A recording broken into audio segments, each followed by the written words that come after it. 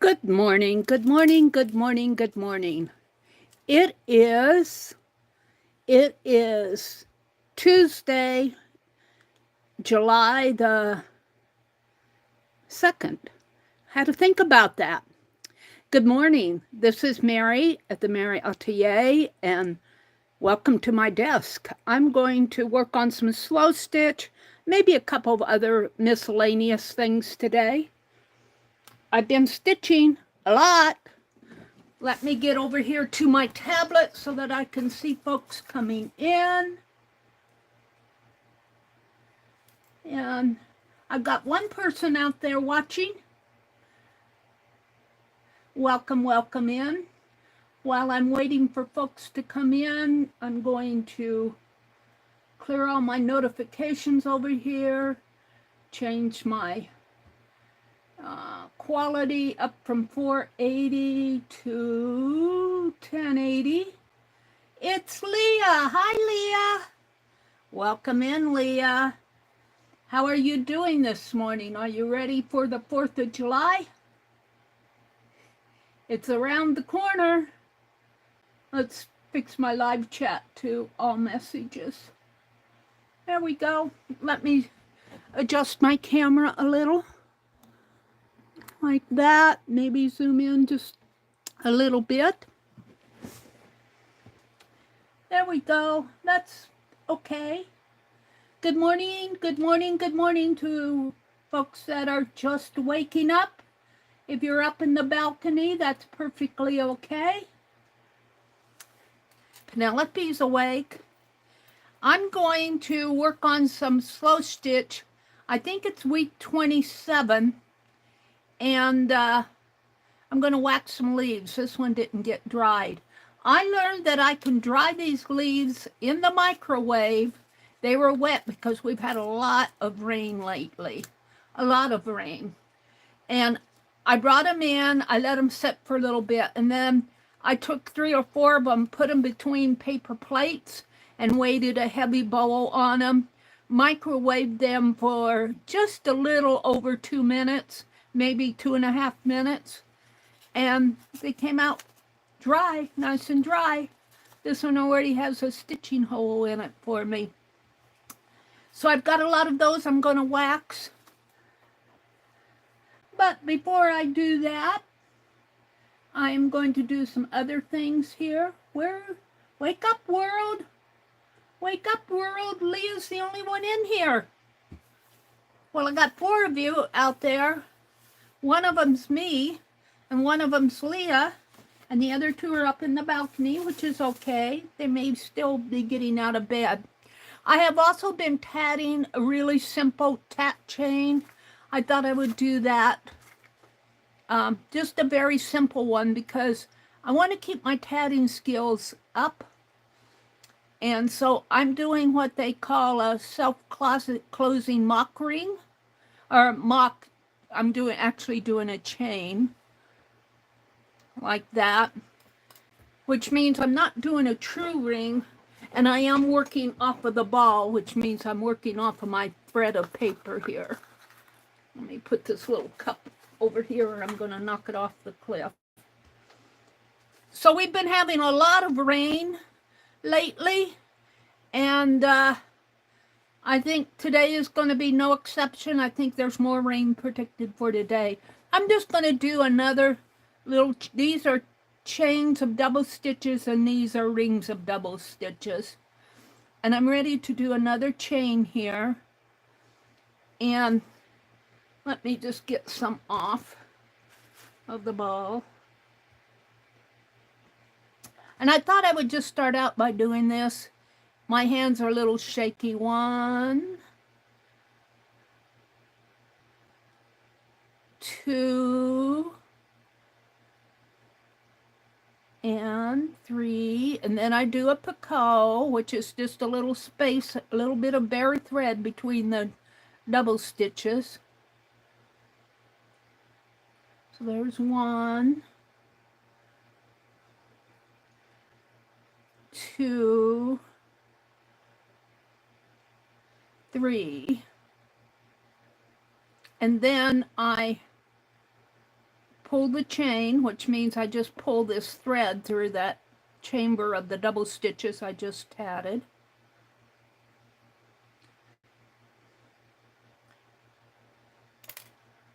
And then with the self-closing mock rings, when you work off of the ball of thread, you do tie a knot with needle tatting after every chain and ring to hold it closed. So this is my little knot. And then keep it going the same way here. Let's see, I want it to go this way, which kind of straighten out my little chain to be right side up here. And then I'm going to do the ring, which is a simple ring, and then I'll stop. So I like to get a little tatting in.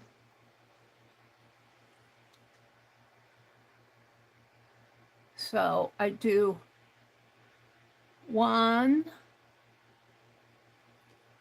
2,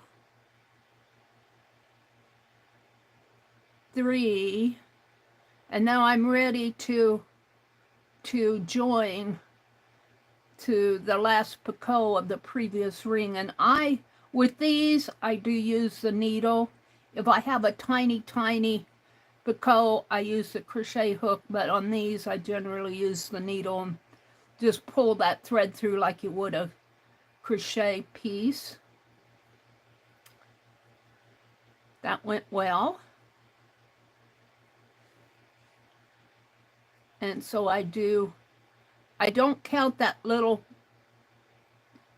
the thread that I pulled through, I don't count that as a stitch.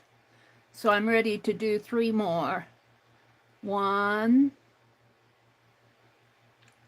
and a double stitch, it has 2 legs.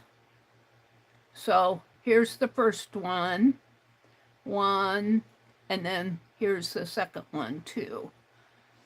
And I'm ready to do these 3 little loops. So it's a small, a medium, and a small. So I'm doing the small picot, and then I do a double stitch between them. So there we go. And then the medium. And I just kind of measure this out by my finger. On these, I don't stop to use a gauge. And a double stitch in between these, and then another small. If I were really conscious and going to do 3 more, there's 1. If I were going to, well, I'm never really too particular about it, but there are people who do beautiful tatting. This is just, and they're pretty even, my picots. All right, so I'm ready to do the last picot, which is kind of a medium to small. So 1, and then the last 3, 2, and 3. And now I'm going to close my ring and we'll be done. So when you close your ring, you just pull this needle thread through that chamber of those double stitches that we just made. And just gently pull it through. And then because I'm doing a self-closing mock ring, I do have to tie a knot or loop it through and tie a knot. Loop through the last stitch here, the last loop. And then you just pull it tight like that and then tie another knot. And I'm ready for the next double stitch chain and ring, but I'm not going to do that now. I just do this. Sometimes I do it just to relax or if I want a break for something I'm doing. So here's my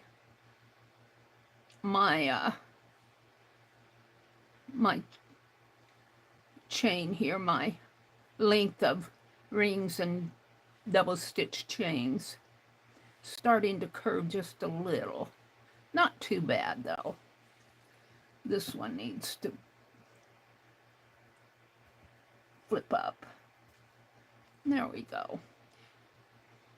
And I do that just to kind of relax. Hi, Mina. Good morning, Mina. Good morning to everybody up in the balcony. Let me refresh my chat filter. Sometimes my tablet over here does not scroll until I refresh it. Chat filter, all messages. Mina says, my typing skills are not great this morning. I understand, Mina. I understand. Mine aren't either. I go back and read some of the comments, and I'm going, I didn't say that. That isn't how I said it. So we're going to move on. When I finish here, when I still have more to go, I just kind of wrap my thread around there and then wrap my tatting around like that and take my needle and just kind of hook it in there. Like that. There's this one's being stubborn down here. Well, you got the needle through it. That's probably why, but he's a little stubborn there.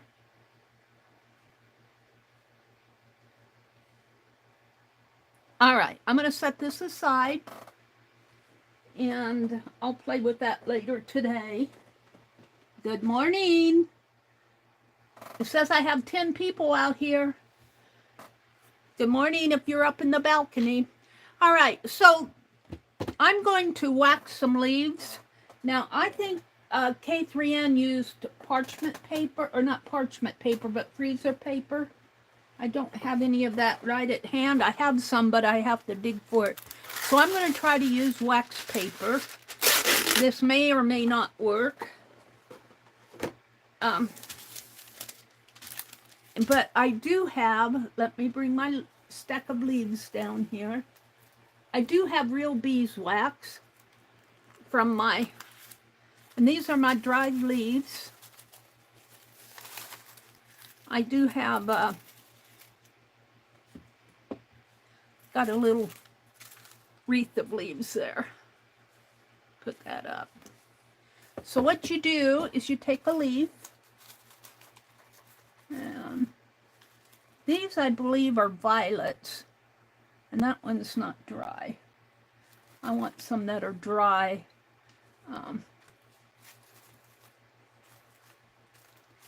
This one is dry. And I love what K3N does, because she says she loves the imperfections. And this leaf has some imperfections. And then she said that she actually looks for leaves that are not perfect. I'm going to put it this way, but I'm going to take some of this beeswax and my knife.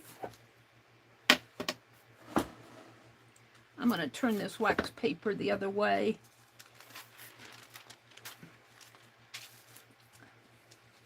There. And let's see, I think I might need to zoom out a teeny bit because I'm no longer tatting. Let me zoom out a little. Is that a little better? A little better. And let me move my leaf, and let's put some little pieces of, if I can, of wax. This is real, and I'm not sure this is going to work.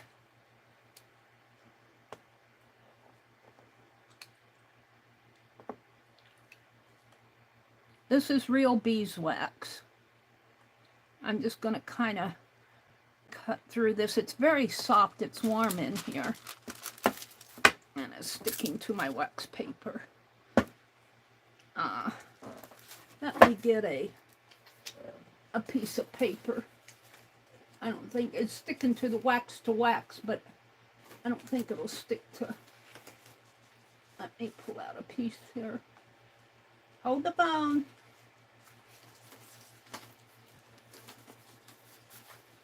I did get my July tags mailed. So if you were on my list, I did it several weeks ago, a list. I think this is, oh, I might be able to use the shiny side of this, but I'm not going to. I'm just going to put it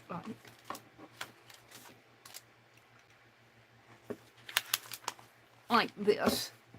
See if I can't get, see it's, well, it's kind of sticky, but see if I can't chop up some wax here.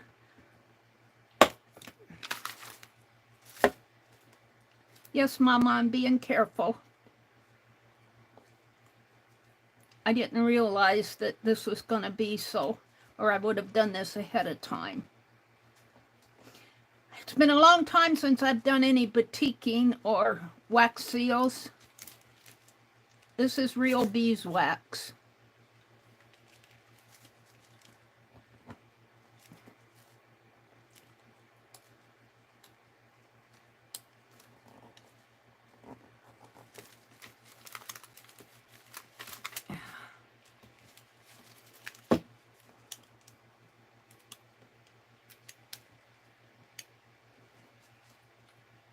Kind of hard to cut off the block here.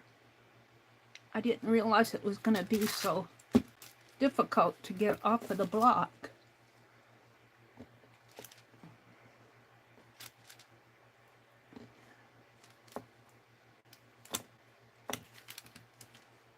It's like cutting through gummy bears. Oh.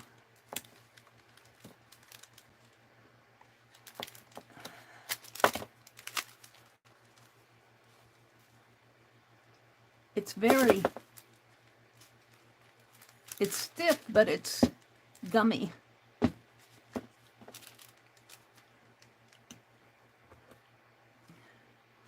Mina says, maybe putting the wax in the fridge to make it hard, then smashing it would be easier. That might be. I don't want to do that right now. I just want to get some. That might be a good suggestion, Mina. I just pulled this out of my batik box this morning. It's been sitting in this room, which is very hot.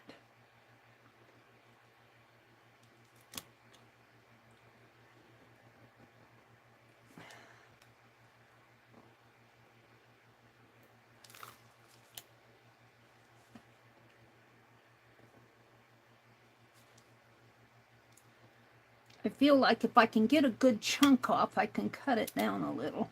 Well, I'm going to have to pull these blades once I'm done with that, or maybe heat the blade with my heat gun. Let's see if I can pull on this a little.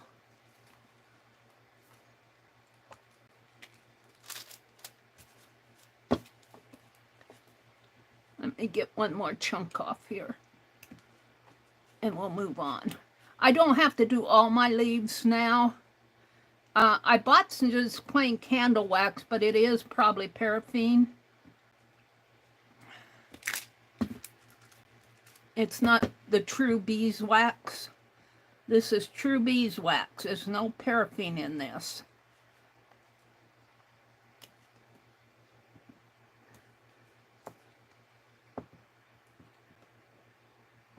Maybe if I pull, get my hand out of the way and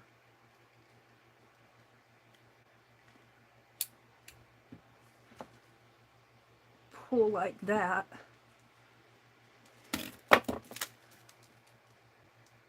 No, not deep enough to.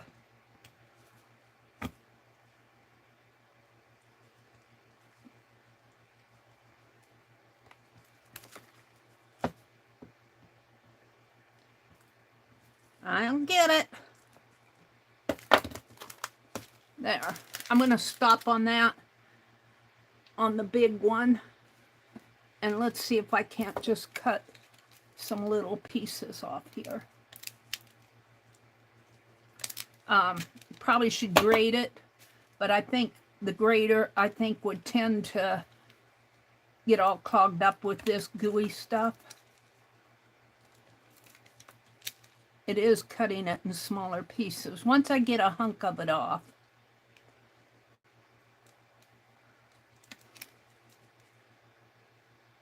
And we'll just do a couple leaves.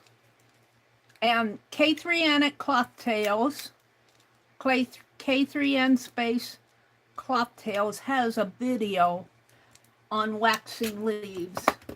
See if I can go get it. Let me go back one, go back one, go back one, and look for K3N. And I'm right there. And let me do her waxing video. Wax leaves for stitching journal. Show more. I think waxing leaves is the one I want right now. So let me share that. Copy link and come back into my stream. And let me put this link in.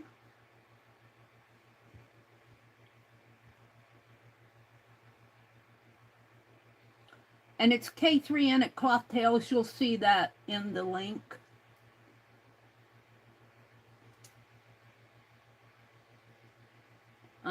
Did I get it? Let me check it out here. Yes. Let me come back to mine. Come back to mine. Live. So this is where she shows how she waxes leaves. And that's what I'm doing right now. We've had storms. We had storms last night. I think more predicted today. It's going to be a stormy week, I think. I don't know what the 4th is going to be like. The 4th is on a Thursday. I'm not sure that I'm going to stream Thursday morning. It depends on what the family's planning, and that's not settled yet. So I will post. If I'm not streaming on Thursday, I will post. Otherwise, I am going to stream Thursday morning. But if we're gone, or if we have family doings, I probably will not stream. But that's still up in the air. So, boy, I need to turn that fan toward me. It is hot in here. Woo! Oh, that feels good. Oh, it's right on my back. I love it. I love air blowing right on me. My brother doesn't like it. So when we're in the car, I turn all the open vents toward me, and he's happy and I'm happy. So I'm just kind of breaking this up into little pieces. We're just going to wax maybe 2 or 3 leaves depending on how juicy this wax gets. And I'm not sure if it's going to work on she used freezer paper. I'm not sure if I would think wax paper would work, but it might stick. I don't think it will, but we'll find out.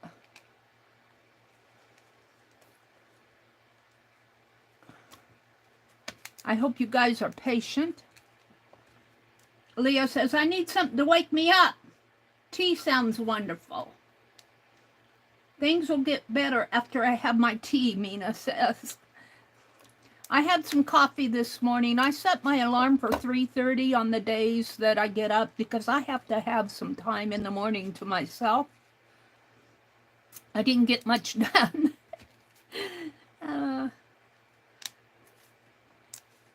You know, all the morning stuff that you do. Coffee, check your messages and email and Facebook and have your devotions. All of that is morning stuff for me. It's all morning stuff for me. And one more here. And I think that'll be enough. We'll make it enough. And I am going to heat the wax off of my blade here. So what you do, Penelope, I don't want to wax you. You take a little, put your This is the leaf I'm going to wax. It's a fairly large one. Let's see if I have a smaller one. A smaller one that I want to stitch. Look at the imperfection on that. She would love that. K3N, what she does is she puts a cloth on the underneath. Maybe I'll use that one. Let's see if I have a smaller one yet. I got some of the fairly, this one's pretty, but I want to go for a small leaf. I brought, oops, don't blow away. She said, will you turn the fan on me? Let's see, this one, I like that one, but it's a little large. This, I think, came off of a tree. You know, there was a beautiful silvery feather on our front porch steps the other day. And I saw it, and I said, oh, I got to keep that, and I forgot about it. Here's a small. I think that's a shriveled up violet. And here's another one. I don't know if I'm going to rescue it.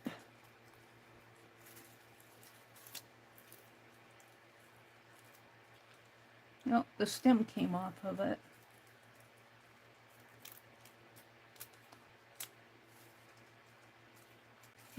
These are a little pressed together here.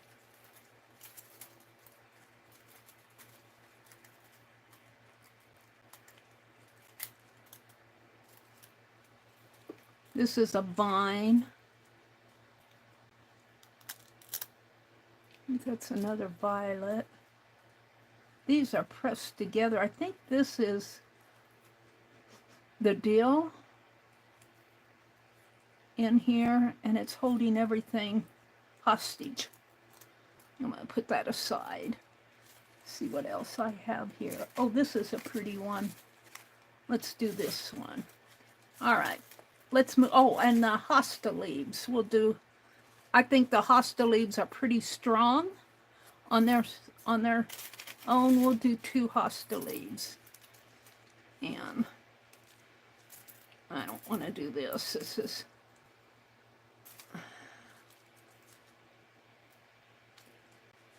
Okay. Let me put these where? Let me get these off over there. So I did dry these in the microwave. All right, we'll come back to the large one here. I'm going to put it up above. We're going to do a couple hosta leaves here, and this one. Now I'm not. She did them one at a time. I think these violet leaves are in danger. So let's start out with this one. This one's kind of interesting because it's got spots on it. I've never seen that. I hope that's not bugs. That's just part of the leaf. It's very interesting. So we're going to put some wax on here. And I'm not sure what she used to melt her wax with. I am going to use my heat gun. Let me get these out of the way. Here's some rosemary, holding on to a violet. I'll probably couch around that. I don't know if I need to wax that. We'll see. All right, so I'm going to use my heat gun. Let me get it out here. And the old one. Yeah, I'm still using it. Let me get make sure you guys are all plugged in. Get my cord.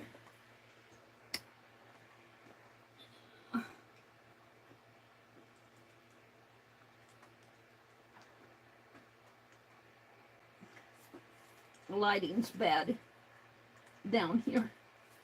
There we go. All right, I'm going to melt this first and hope that my heat gun doesn't blow everything away.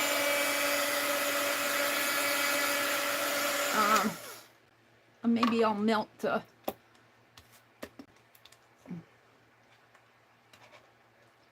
my blade of my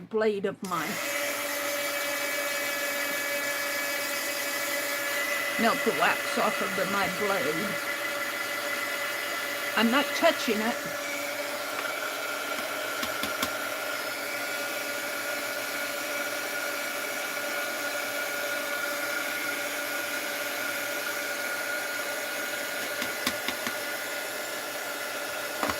Let me get a paper towel. That's not going to drip off. I need a paper towel anyway.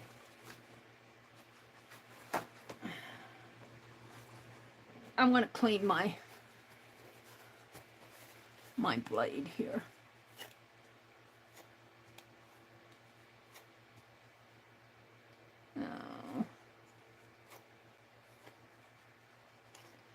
I'll come back to that. I might be using it again. Okay, let's melt these. And before I do that, let me get a little end of a brush here to move it around if I want.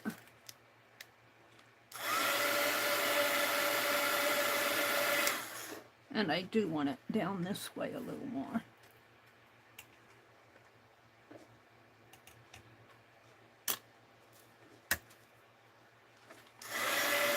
All right, now we're sailing.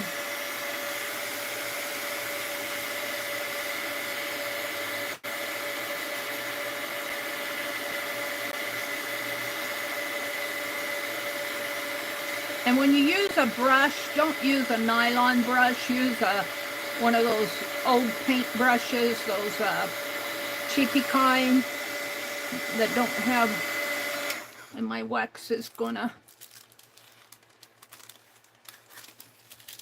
oh, come on.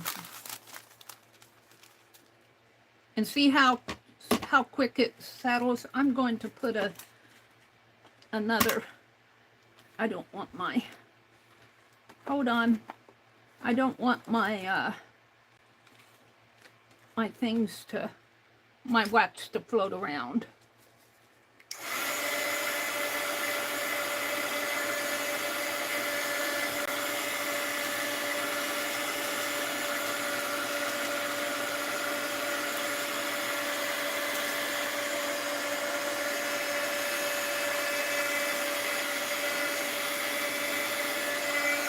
All right, so now, if I hurry, this wax solidifies really fast.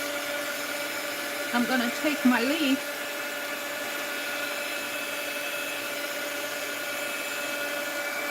and put on it, and then we take some more. I'm just going to press that down a little.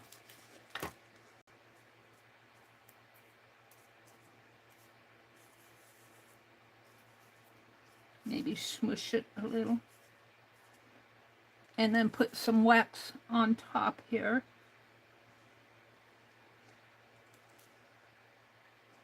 I think this is how she did it.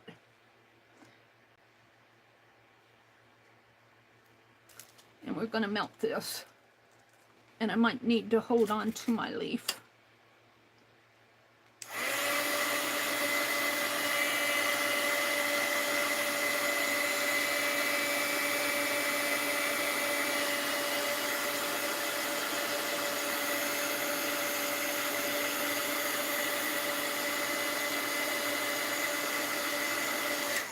I think what she did too was she took her paper and folded it in half.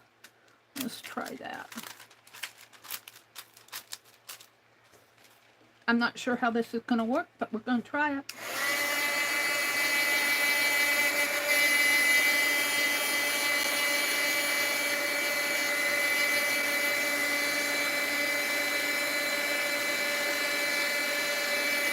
And she used freezer paper.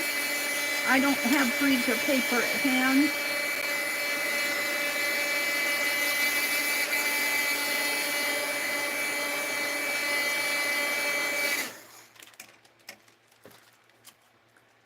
And boy, it's waxy.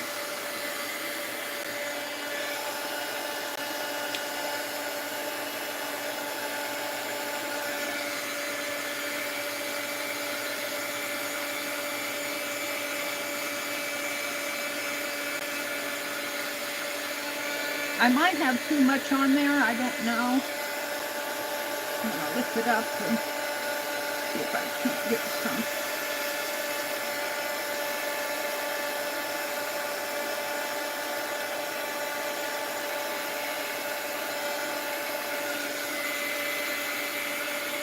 I think that's pretty waxy. And the reason we do this, if you're curious as to why we're doing this, it strengthens the leaf so that you can stitch through it. All right, I'm going to set that aside, and I'm going to try these hostas. Let's see if I can't.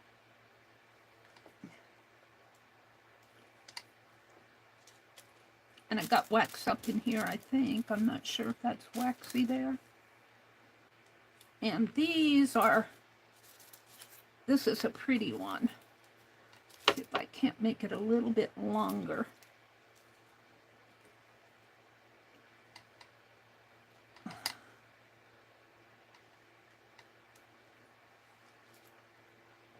I'll just do these hostas and that. Well, she did 3. So I might do the smaller violet. I've got 2 hostas. I'll do 1 hosta, maybe this one, and I've got these little violet leaves, and I'll do the one that I did, and that'll be all I do this morning. Well, and then I'm going to use my rosemary, but I'm not going to wax that. So we'll do these 3 and the hosta. Okay, let's bring this one down a little. Maybe push these in.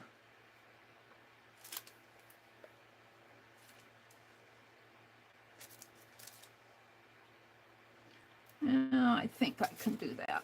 Let's melt this.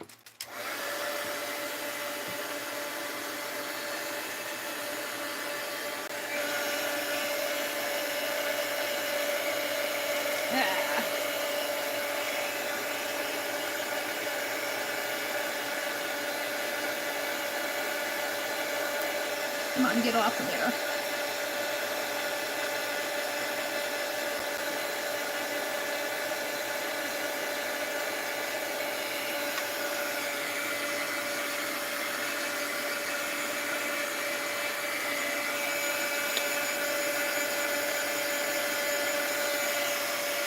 My table is still a little slanty, so the wax is kind of running that way.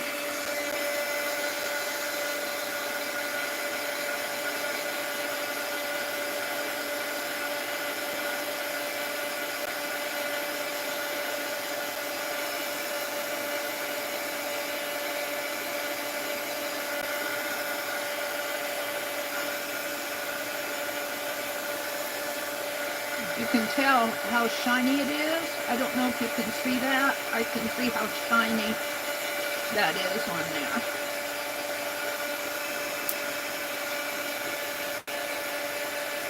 All right, I'm going to leave it like that, and we're going to put some more.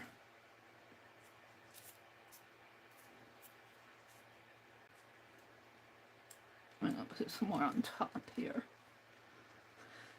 I might have to chip just a little bit more off for the violet. We'll see.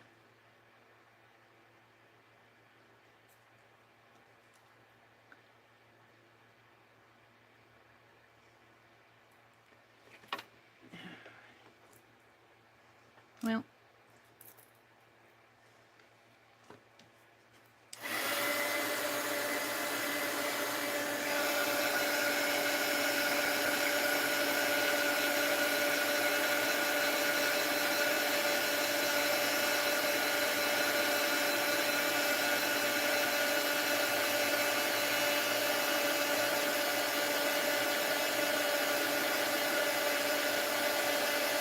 I think that's really good.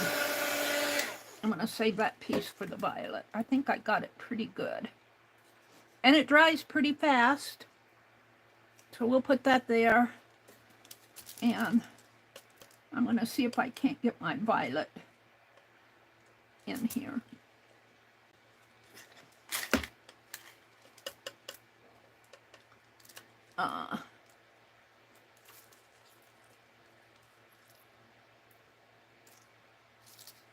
Now she looks for the imperfecting. See, this one is kind of folded in on itself. I kind of like that. This one has a chip out of the top here. I think I'll do 2 of these. Well, this one's pretty too.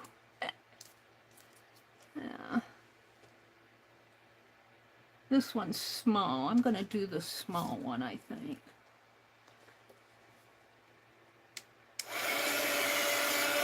Come on, get down in there.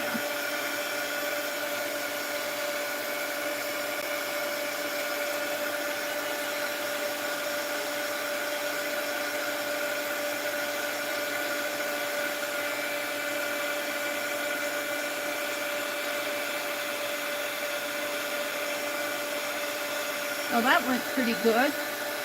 We'll let that dry. Let's try one of... I've got a lot of wax down in here. It's kind of floating away on me.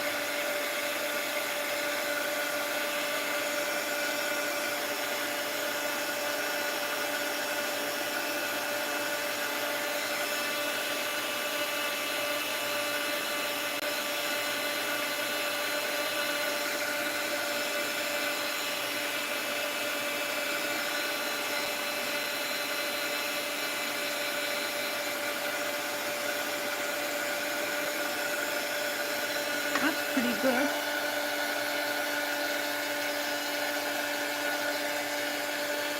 And I got one more here. Let's use up the rest of my wax.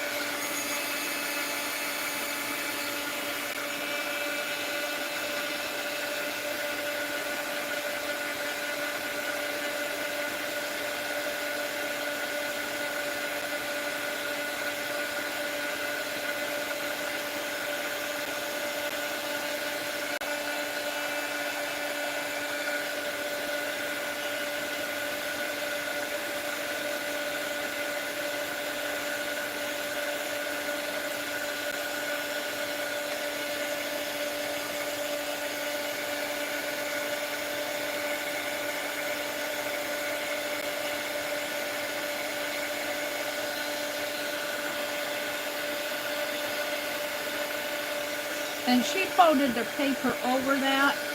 I think this is pretty good. I don't know if I can get any more of this wax off of here. I think it's pretty, well, I might be able to. See, there's a lot of wax left on here. See, and it's rolling into a puddle there. Got it on my hands.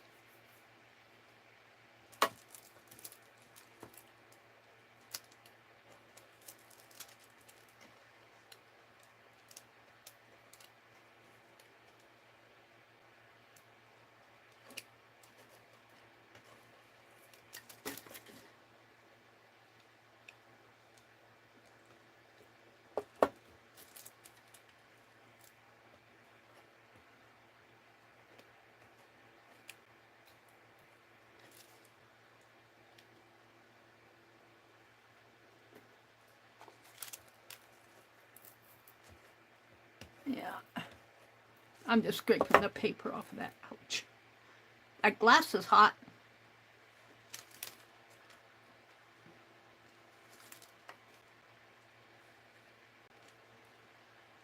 All right, we're going to quit on this. Yeah, I got it on the, I should have put a paper down there. I got it on my, but that'll come off, look. Comes off the glass better than it does the waxy paper.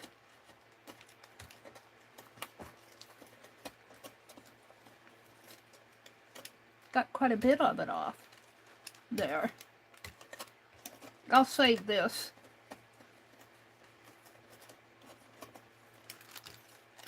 All right, let me throw the paper away.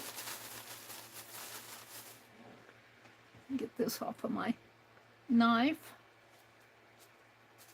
Gosh, we got almost enough to do another small leaf. And I'll probably just snap the blades off of this because it's yucky. But I'm not going to do it right now. I'm going to put it back in the drawer. So, this is what I have. I'll have to clean this. But ooh, it's hot. That glass is hot.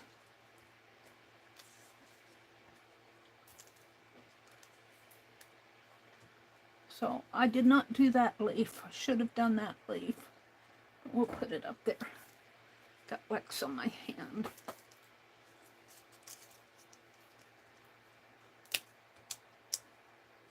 Got a lot of waxy left here.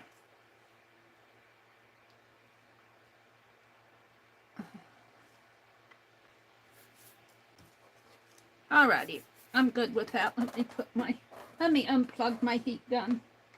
I don't like leaving it plugged in. It does have a short, and it did pretty good today though, but let me unplug it and let me come out and look at chat. Let me refresh my chat. Say good morning to those of you who came in that I haven't greeted yet. Whoops. Chat filter, top messages, chat filter, all messages. Who's out there? Hi, Candy. Hi, Janet Nash. Good morning, Janet. Janet, you want a July tag? Somebody put in your name for you. I sent them, but you probably won't get yours till, if I'm lucky, the middle of July. I'm not calling them 4th of July tags. I'm calling them July tags. I mailed them off yesterday. Hi, Joyce Boring. You get one, too. Hi, Candy. Good morning. Hi, Angie. Angie Brown. Candy. Becky. Hi, Becky. Good morning, Becky. How you doing? I need to catch up with Becky on her videos. I think she did one on, was it yesterday morning? And I haven't watched it yet. Candy said, I just found out a few minutes ago. I was going to text you. I was just looking through the list to see if you were here, Angie. Hi, Anina. Good morning, Anina. Good morning, good morning, good morning. Let's see, what did Becky say? Becky said, I'm trying to get all the household stuff done as early as I'm going live at noon today and tomorrow. I'm going to is it the South Carolina or to the art museum with my sisters? Oh, that's cool, Becky. So let's see, today is Tuesday.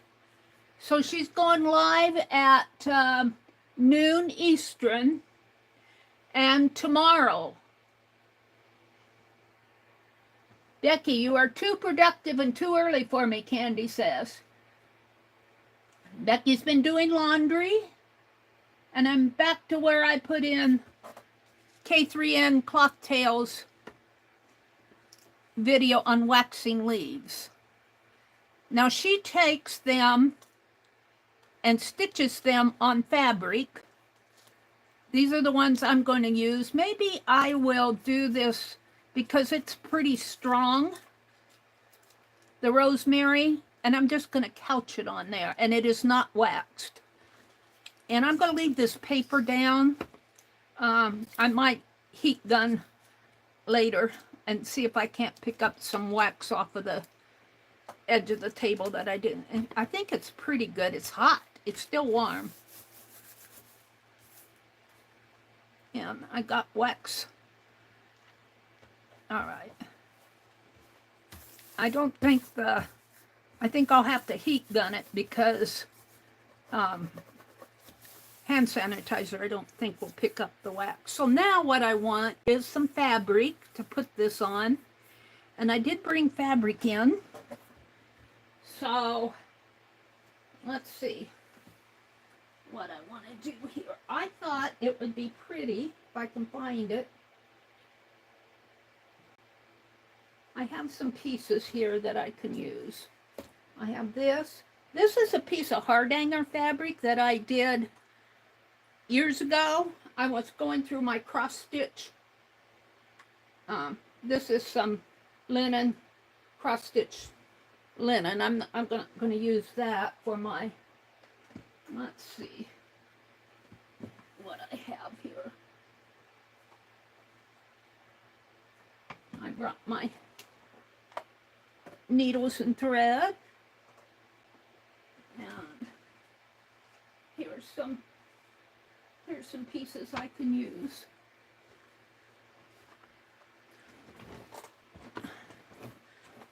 I might use this hardanger, we'll see.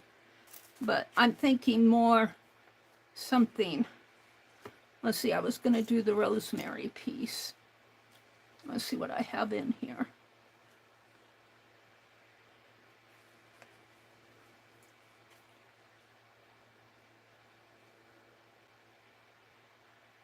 This is the PT dyed piece.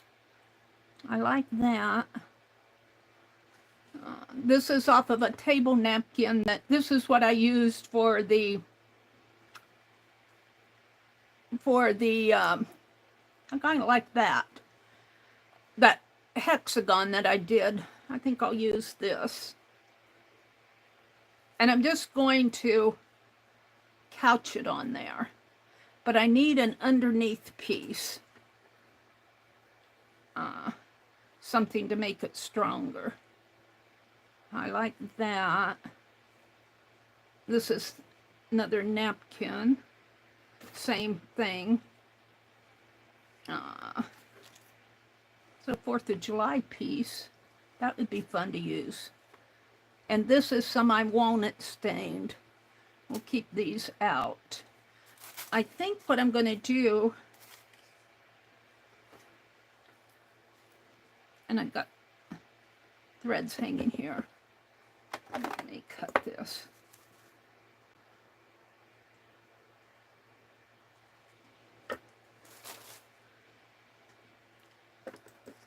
Let's see.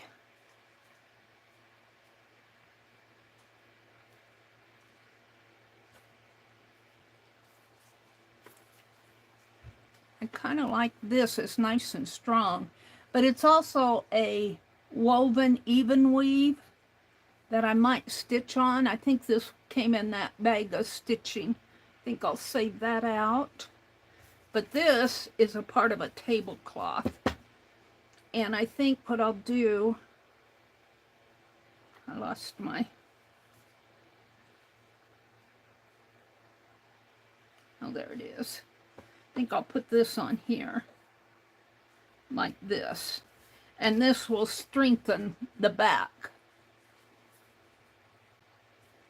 So let me, this is a thin napkin here, a thin table napkin. And I'm just going to rip it down that way. Get the threads off of it.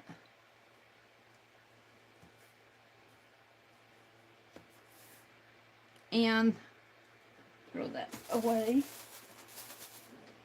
And I don't think I can rip this pink. I'm gonna try it, but no, it's not gonna let me rip it. Let me cut that.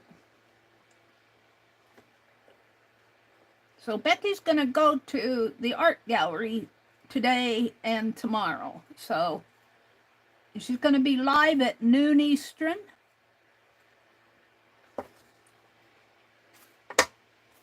And we, not sometime later this week or early next week, I'm not sure exactly what day, probably next week, we're going to get a load of cow manure from my brother's grandson who farms. And we're going to put that down, and I bought some landscape fabric. We're going to kill all the grass, and the grass is just growing crazy out there in the garden with all this rain. Yeah, this is sticking down. I'm going to have to probably get a blade of some sort. And although it took the label off nice. I don't know what that label went to, but... Oh, I think it's off of this. I think this is an address label sheet here. We'll just continue here. I don't think I'm going to have to pin this. Let's see. I brought some stray threads in here someplace. Let's see. I'm going to keep... I think I'll keep this out. And the 4th of July fabric, I'm going to keep that out. I don't need these. I'm going to put these away so I have room on my desk. Oh, away means over there. I brought in some, I'm looking for my stray threads. And I also have, from a couple years ago, I had saved some lavender pieces. This one's kind of long. I might break that one off. But they've been sitting over on my room divider. This one's pretty. I might do something with those, but this one's pretty thick. I don't know if it'll survive in my journal. I've got one more over here. I can always hang them back up if I don't use them. They smell nice. This one's pretty thick too. I'll probably go for this one. And it will be kind of thick in here, but yeah. Well, I'm looking for my threads. I guess I could use that. Let's see. I might have to turn around and get threads out of my... What did I do with the rosemary? The rosemary is going to go right there.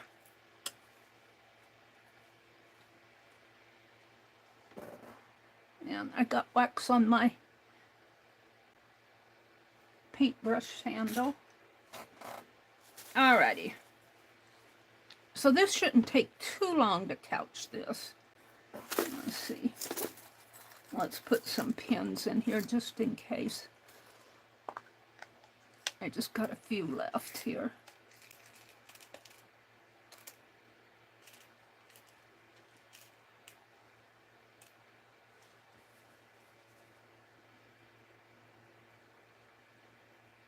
And I'll probably, after I couch this on, I don't know if I'll do it here, but I'll probably put some running stitches, maybe some French knots in there. I think I want it to go that way. Let me put another pin down here. All right.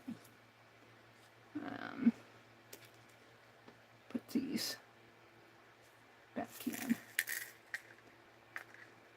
It really was fascinating to watch Rosemary. Not Rosemary. Was thinking of that.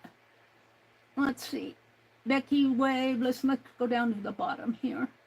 Janet says, Becky, have a wonderful time with your sisters. Hi, Stitch It, Pam. Good morning. Which reminds me, Pearl, I think, is going to be on again today. She was on yesterday. I think she's going to be on today and Thursday. No, Thursday's the 4th of July. I can't remember. She sent a schedule. If you're on Pearl Brown's Pearl Finds, this will look nice on with this and the walnut dyed fabric. Put that up there. All right, I need a needle and thread. Let's see what I have in here. A little bits of stuff. What needle am I going to use? I want one that I can thread pretty easy.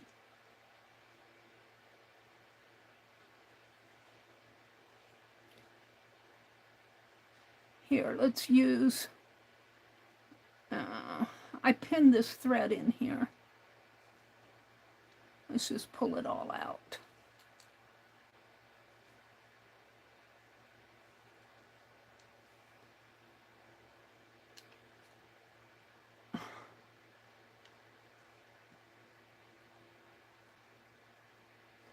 my little pins back because I use them. So if I use, I think I'll use that gold, dark gold color. Or is it a brown? I think it's a brown. And I think that is 4-ply. But there's a lot of it there, so I can use it to couch with. No, is it only 2-ply? No, it's 4. Well, let me get a needle. And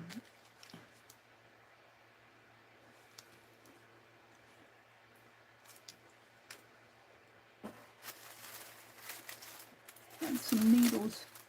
Oops, I don't want to bend those flowers too much. Oh. Alrighty, hold on. Let me check out my needle supply here. That one's too big. This one maybe. That's pretty long.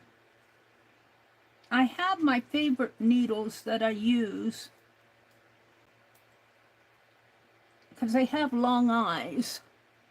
This one is fair. Let's see if I can get it threaded. They have long, big eyes, and I need long, big eyes to see with. All right. I should take these dried flowers and set them aside because let me reach up here. They're getting crunched. These are not waxed. I might find my candle wax instead of using this beeswax. It's probably paraffin. There's my extra threads that I brought in. Right here. Let me put them over here.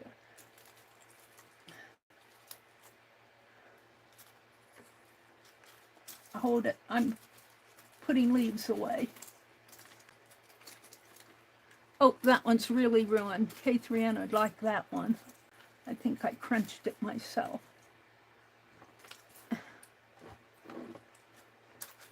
All right, let me put these up, which means on the top of the pile over there. Yeah.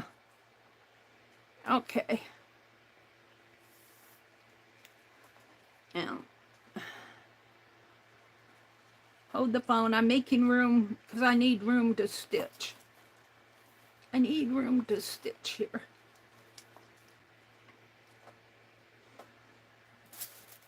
All right. I lost my needle. No, it's here. I've got another pin. I'll just put it in here.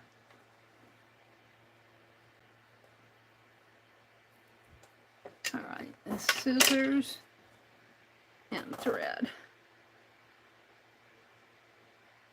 That's pretty long thread. Some string. All right, I think I'm ready. Let me tip my camera just a little that way. Did that help a little? Yeah. So the camera's a little crooked.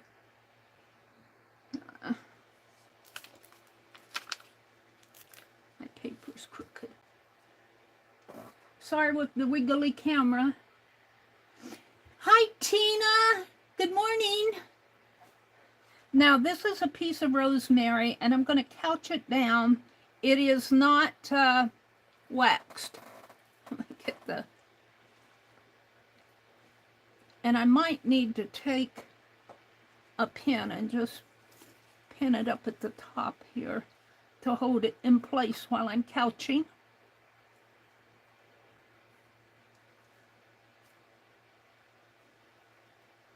If it will. Oh, did I break it? Almost, yeah, I broke it. Well, we'll move it up a little. You have to be careful. It's fragile. Well, you know what, though? I can still use that. Because she talked about breaking things and still using it. So let's just put that right up there. And I'll do that when I get up there. I don't know if pinning this is going to work for me because I'll go in there. Come on. I just want to hold it in place. And I'll come back up to the top with that when I get there. Oh, and this is...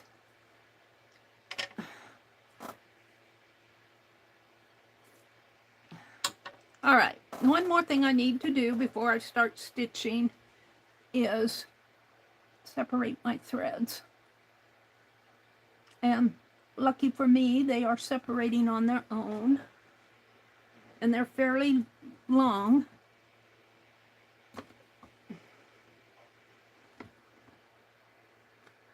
Come on. And if you just kind of tap on them up at the top, they will separate, but I don't have a whole lot of light going here. And this is normally, I do not like stitching underneath of the camera. For one thing, I don't have a lot of good lighting, and it's hard to, I have to get this stuff up to my nose. All right, I've got 2 threads there. And I don't think I'll need that other one. I'm going to put it over here. And you line them up. And let's see if I can... I might have to go out of frame to thread this needle.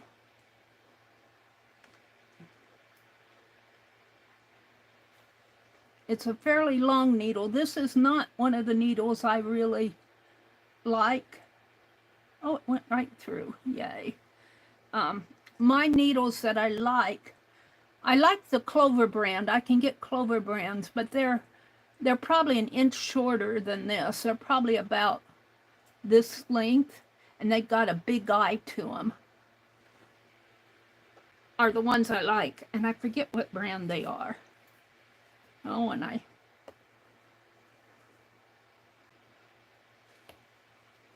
all right. So I'm going to start down here at the, whoops, that didn't hold it.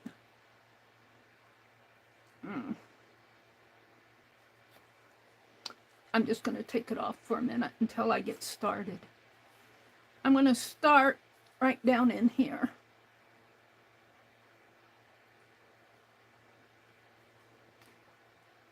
And put my long thread through to the back here, and you may not be able to see it because the back is pink. I'm going to come back through about in the same spot. And what I like to do, sometimes I just tie a knot, but I'm going to take the end of my thread here and my needle thread and tie them together.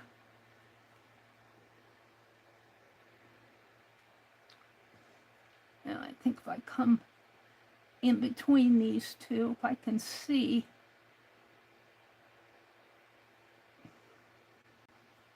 And just enough to hold it until I start stitching.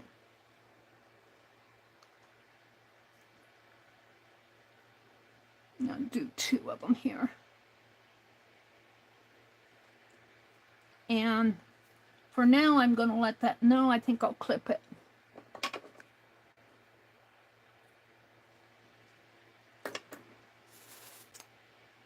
Now, I'm right in there. I'm going to bring my needle up.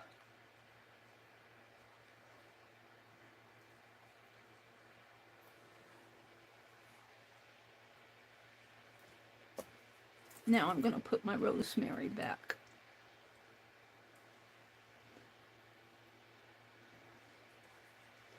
Kind of hold on to this.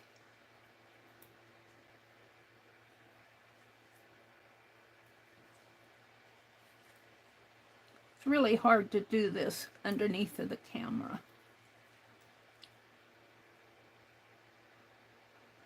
I'm going to go over that stem and down through my fabric. So over the stem, and I'm going to take a little stitch. I'm going to take a tiny stitch here if I can. It's so hard to do underneath of the camera. Let me just set this aside and get it started here.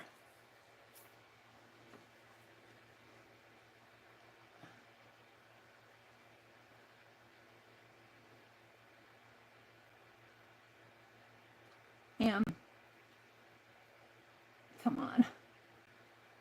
Now, before I pull this stitch, I don't normally do this, but I'm experimenting.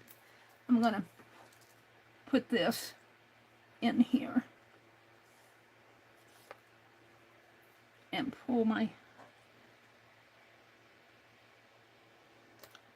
thread tight.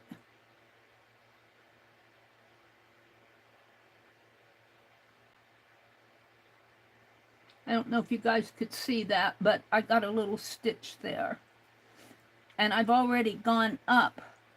But what I want to do is I want to skip these bottom leaves. I want to come up through here. I might move this down a little. Let me zoom in so you guys can see this a little better. I'm having a hard time seeing it.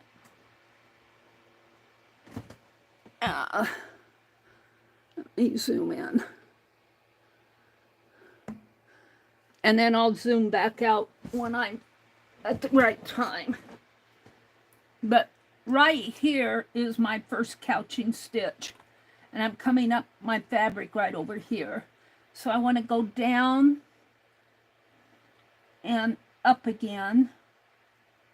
See, there's my needle coming through there. Right in there. And pull that through if I can.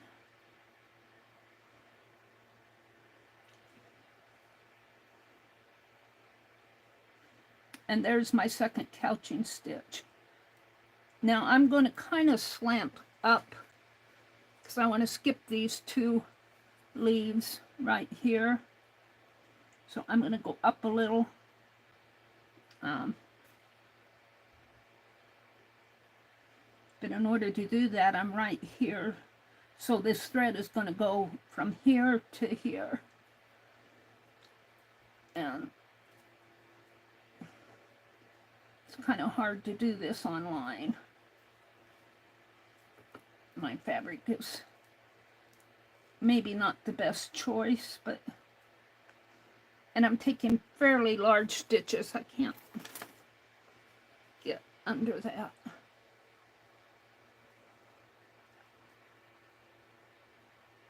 Get a hold of my needle. And move that back in place.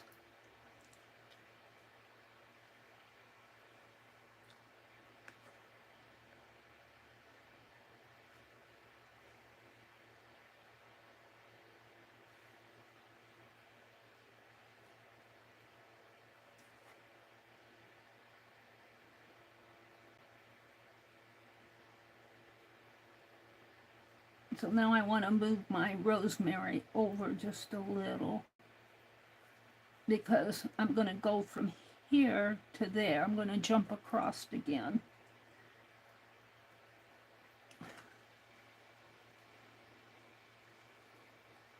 I'm going to stab stitch this.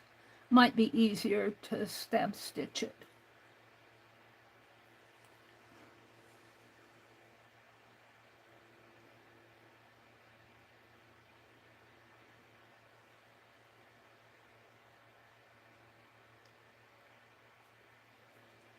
And I caught this leaf. I'm going to leave it caught.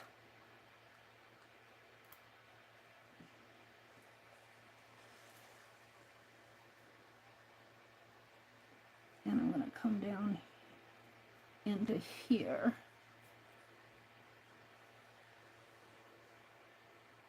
Now I've never stitched a dry leaf onto fabric before, so you'll see me learn as I go here. I wouldn't say this is the best, because I'm what do I have there? Leaf is stitched through my thread, and it's not. If I get a hold of it here, I'm going to pull those off. I wouldn't say this is beautiful, but it's on there. All right, now I'm going to come I'm trying to get between the leaves, but they seem to be pretty dry and brittle.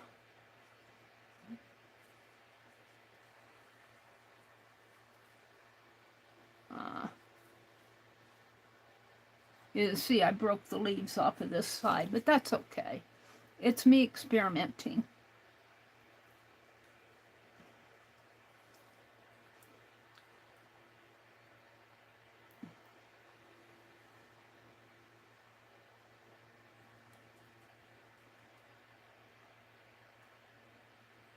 And I'm taking probably longer than I should, running stitches on the underneath, because I'm trying to avoid the leaves.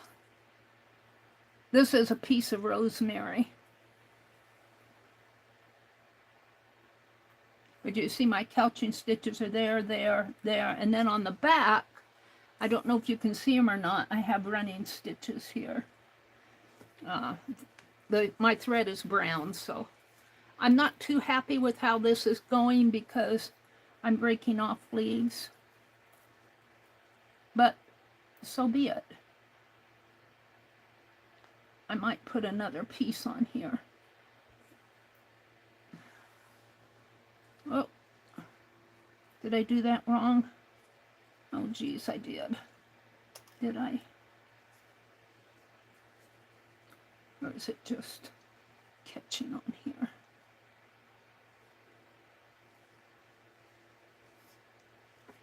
No, I think I did it wrong. No, comes out this way. My poor little piece of rosemary is getting...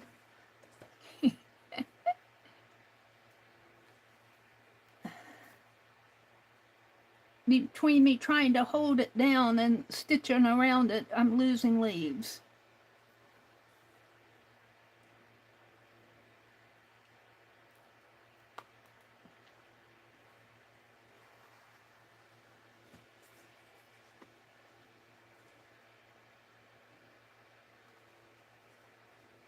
It's still kind of pretty though, if I can keep what's up above.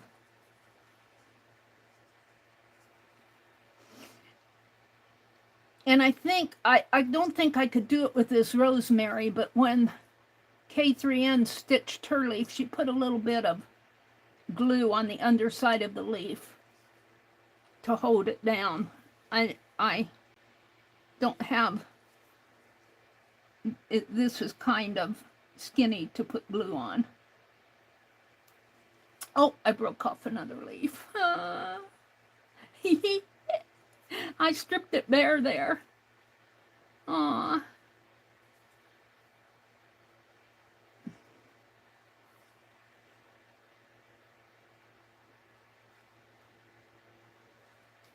Let's go way up.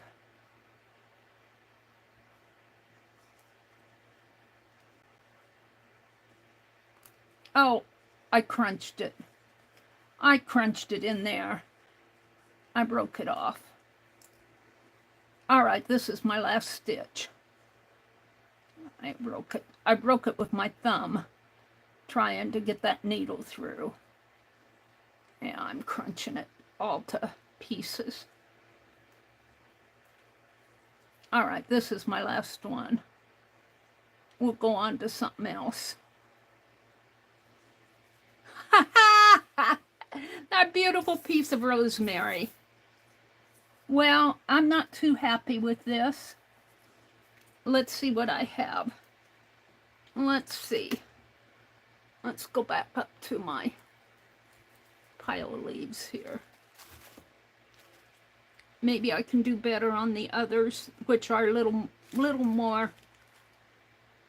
This was dried. These are, I did not wax that. Let's, did I put my waxy pieces up here?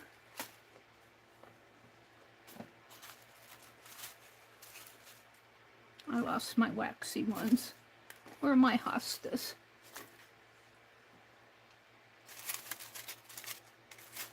Well, this is a dry hosta. Let's see. That's pretty, Here, this is the wax tossed. I put them over here. That's the wax tossed. You can tell it's kind of wrinkly. I might try the dry one though. We're going to put it, I'm going to put it right in. It's kind of too big. Let me look again. I got this. This is waxed. Wait, I'm choosing. Let's see. Let's see what I can do with that.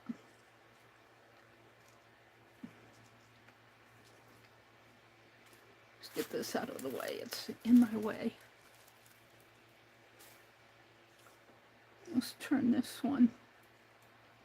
I wonder if I can, no, let's do it.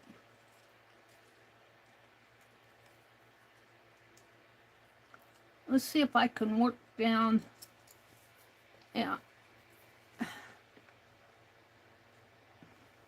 It wants to flip the other way on me. I don't want it the other way. I want it this way.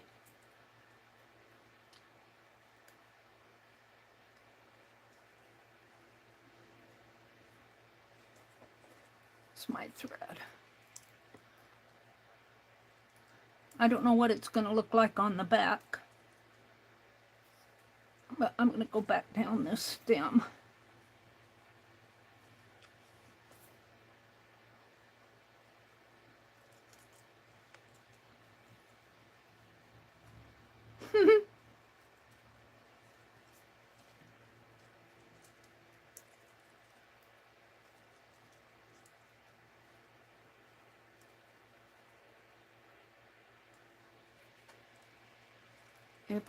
If I hold on to that leaf, it'll crack.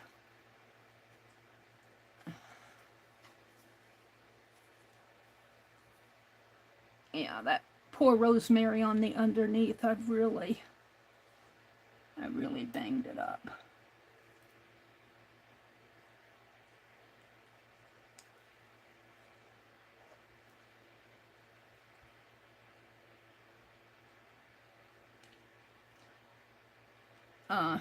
I'm in too far here. Let me concentrate what I'm doing. I'm trying to put this violet leaf. Let me zoom out a little bit more because you guys aren't getting it. Zoom out a little there.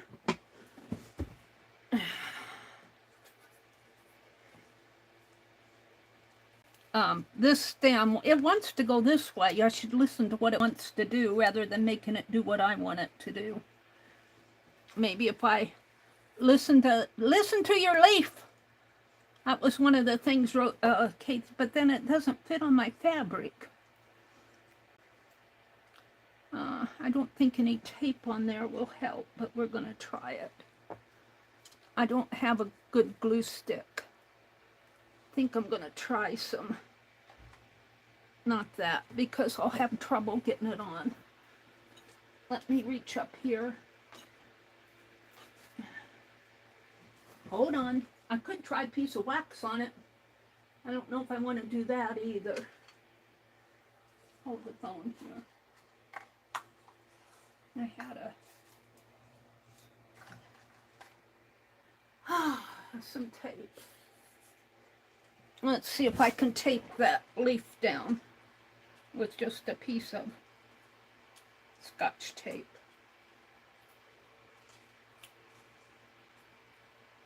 And of course it's plastic, it's not the paper stuff. Should use some washi on it. Let me roll it up.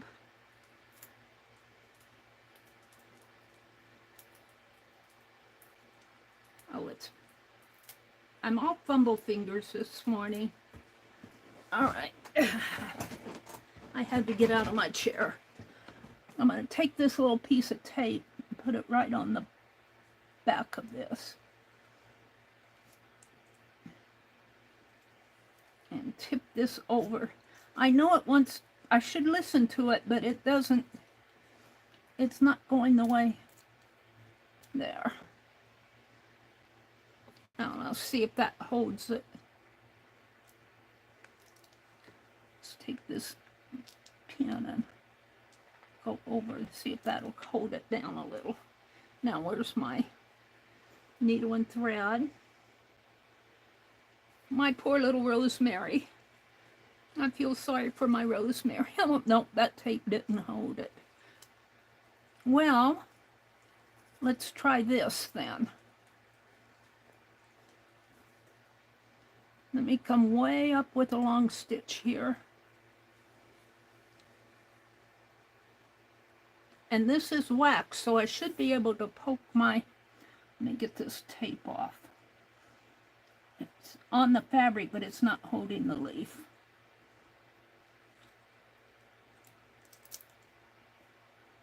All right.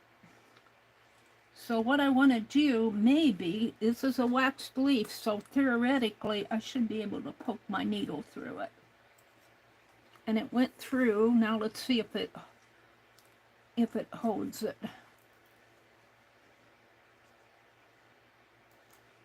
Got to be gentle with this stuff. But my rosemary was not waxed, so the leaves just crumbled away.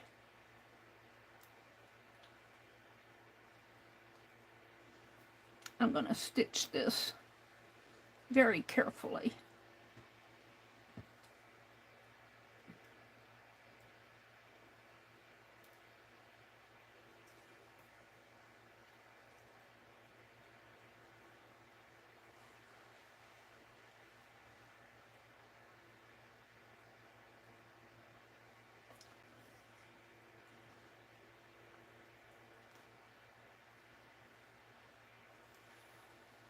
And that will keep that thing from doing what it wants to do. I want it to do what I want it to do.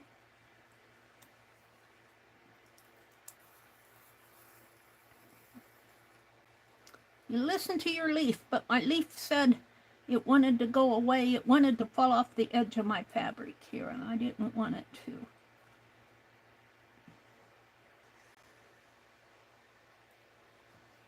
And it is working to sew through a waxed leaf.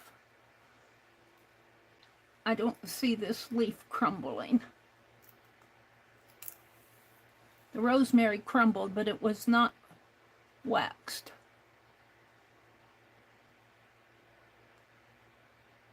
And I'm not pressing down on that very hard because I don't want to crack it either. I'm just kind of gently holding that while I'm stitching. See if I can't move that a little closer.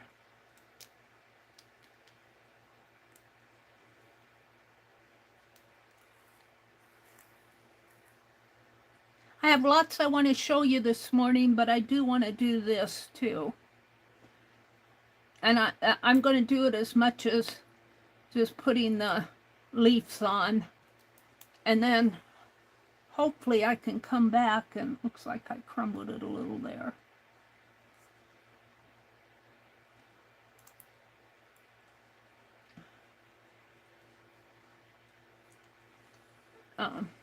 Probably where I waxed on this. Got some rosemary in there. A little tiny piece of rosemary peeking through.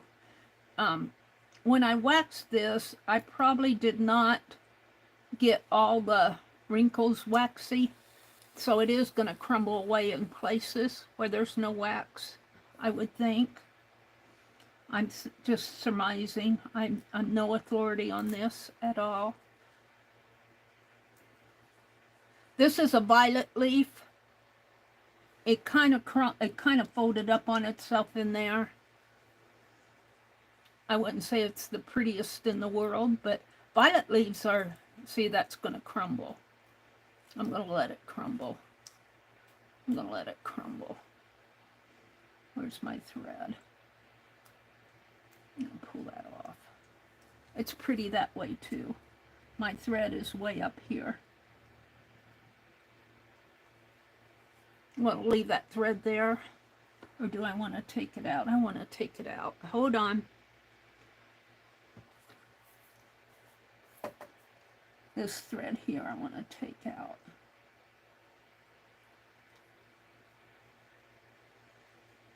Because it crumbled away underneath of my thread. I don't think I got wax on the outer edge of this, but it's still pretty. Let's see. So you want to wax your leaves pretty good.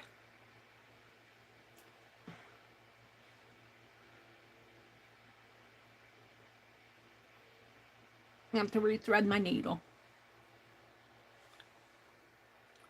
If and I can. Get in there.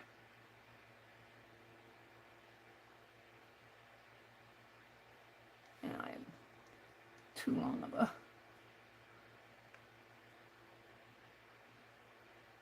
Get in there. I'm going to snip it.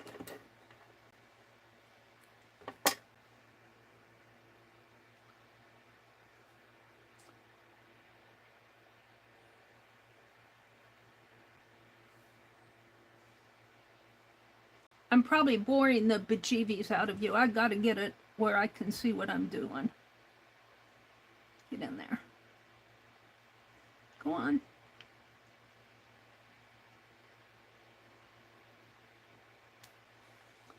Oh, am I going to have to get out the needle threader? That's what happens when I'm halfway through it.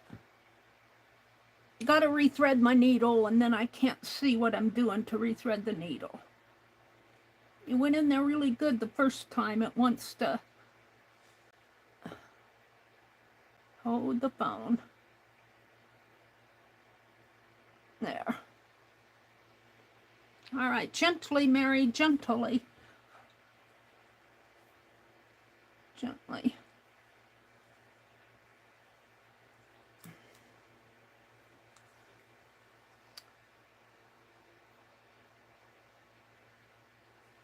And I'm not going to pull that thread too tight because I'm going to go over here to where it's thicker. Hopefully, maybe poke a hole through there. I don't know if that helped me any. Where that leaf folded over on itself, it's thicker in here. Yeah, just stitching it down.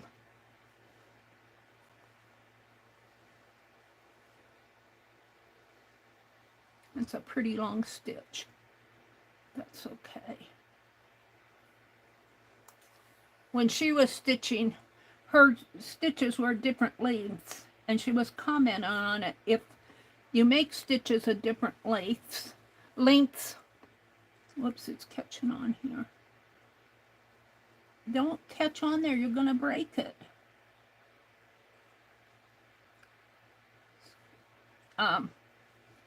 If you make it different lengths on purpose, it kind of adds to the artistry of the piece. So sometimes wonkiness and unevenness is pretty, depending on your tastes. Not everybody, a lot of people like things perfect. I'm not, even any of my art is not perfect. I'm just a distressed person. Oh, come on, get in there.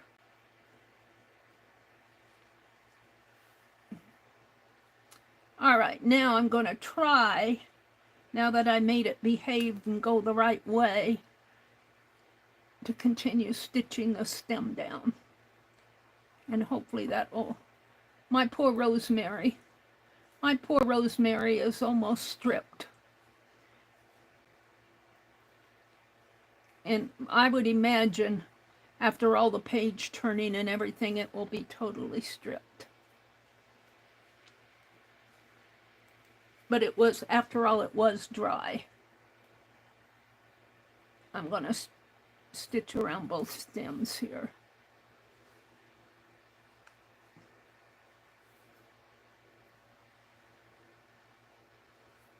And I am doing the couching differently. As I'm going down, I'm just kind of whip stitching it. There are different ways to couch as I'm learning. I like the way K3N couches, which is not a whip stitch. Well, she couches different ways, so I'll let her, whoops, what did I do with the needle? I'll let her explain all that to you. I still have a leaf there. I wonder if it'll stay. A rosemary leaf. Even if it crumbles away, I have a nice stem.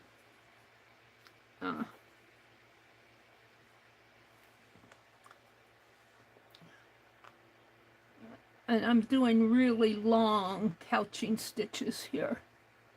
I'm not trying to do I'm not trying to be perfect and beautiful with this.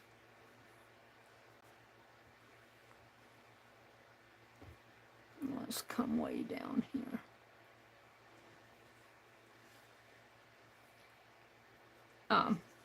I think my next piece will be better, to tell you the truth. Look at how I've stripped all those beautiful. Got this one staying pretty good. Stripped all my beautiful rosemary.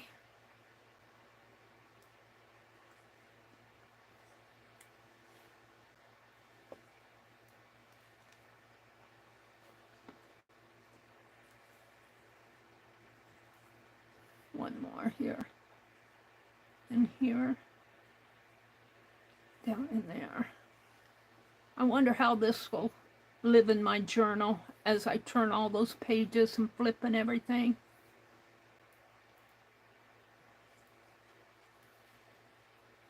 All right, I'm going to call that, I'm going to flip it over. Yeah, you can see, I think you can see my threads in there if you zoom in. Look really close, you can kind of see the shape of the leaf up here. I used a brown thread and it's a pink background, so it's kind of hard to see it.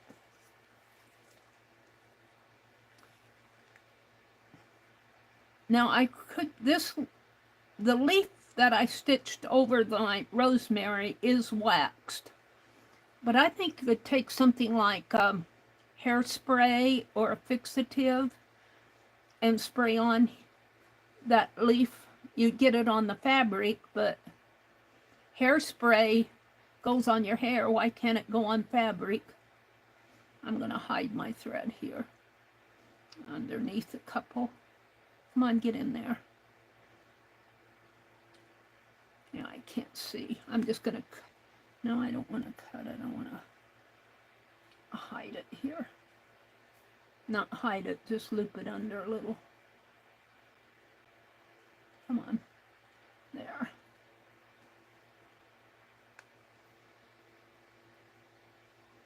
All right, I'm going to cut that off.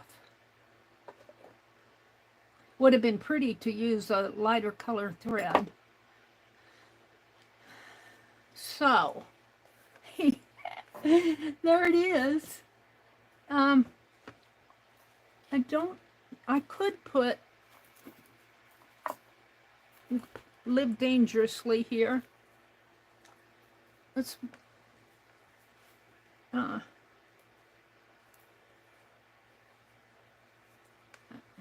don't know if I want to put this on. This has my hanging thread. I had it hanging upside down. This one's probably the skinniest of the three. This one's pretty fat. Wonder if I could take one of those out. I don't know if I can use these in my journal because they're all fat. I had them hanging up on my... These are lavender. Boy, I tell you, it catches onto my string. Hold on. These are all lavender pieces here. Maybe I'll just put them in a jar now because I broke all the threads. Well, this one didn't break. I can hang that one back up. I'm going to put them over. I'm not going to use them. Let's see. I got a little lavender piece here that fell off. But it's also dry. I don't know about using it.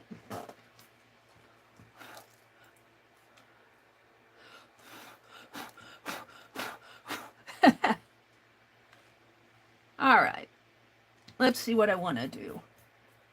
This is pretty fragile. I don't know about putting running stitches in there because I'll probably be bending my fabric. I think I'll leave it just like that and call that piece done as my very first attempt. Let's move on to this one. I think this one will go better. I think this one will go better. And I'm going to do it, well, my page measures 4.5 inches. Let me measure this fabric. 4.5. So 1, 2, 3, 4, and 1/2. Right about in there. And I think I can still get this. Let me just snip it here. Upside down snipping. And by 7 1/4, I think. So 1, 2, 3, 4, 5, 6, 7. And I'll use my 4th up there. 2, 3, 4, 5, 6, 7. So right about here. So I'm going to rip this off down to wherever I snipped it. 2 more. And then I'm going to rip this.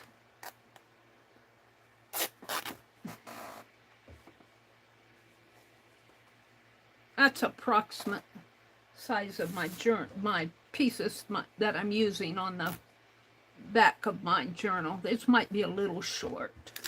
1, 2, 3, 4, 5, 6, 7. No, it's about the right size. And I got a piece of cluster fabric left over. I'm going to put this back down. And I'm going to put this here. I'm thinking I'm going to use my hosta leaf on here too. Let me get it out. And this will be the last piece I do. If I play with this anymore, I will. Look at that. I think that happened when I waxed it. I waxed 2 of them, didn't I? No, this one I don't think is waxed. But I'm going to turn it this way. It's a little dark in there, I think, from when I waxed it. This one's prettier. I wonder if I can stitch this. It's pretty strong. I'm going to try it. We'll see what happens. I don't know what I'm going to do with all these dried leaves I have, because I'm not going to put them all in my journal. I'm not as talented as K3N with that. Let's put this one this way, and this one, no, let's put this one, well, it's hanging upside down if I do it that way, but I like this shape better. Maybe like that.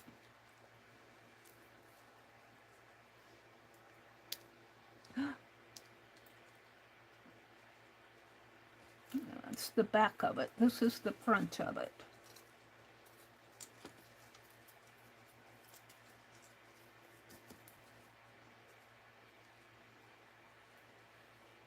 I think I'll do this one first. And I don't know what I did with my needle. It's here somewhere. Oh, Meri, Meri, Meri. Let's see. This is not, this is a string. I think I want a thread. I've got some gold here. I don't know how much I have of it.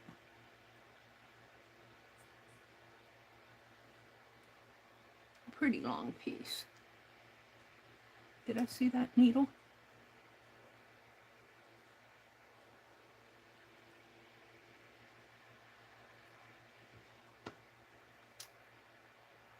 We're going to use gold thread because I think it'll show up on my leaf better. And so I separate my threads.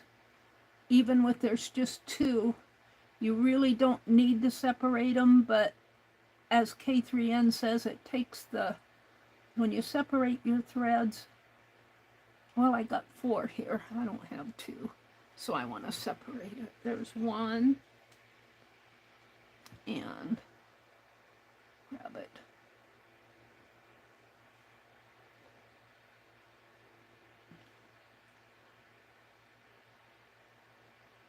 Come on, Meri.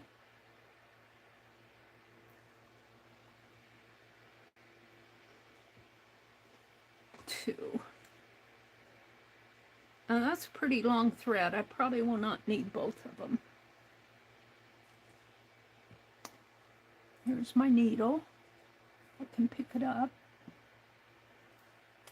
And let's match my threads.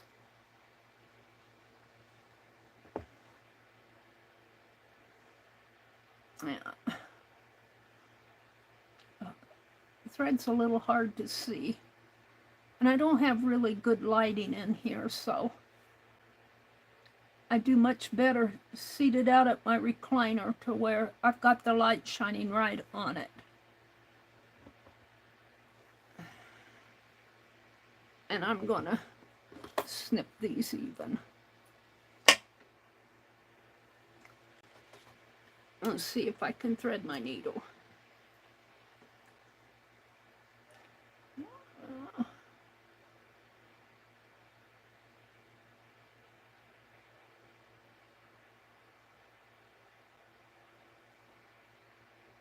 Haha!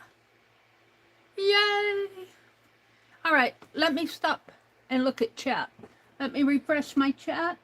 I want to thank you all for joining me on a Tuesday morning. Chat filter all messages.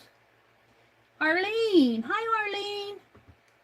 Becky said, I'm going to go now and get some more stuff done around here. Becky will be streaming at 12 noon today and tomorrow. She's going to an art gallery.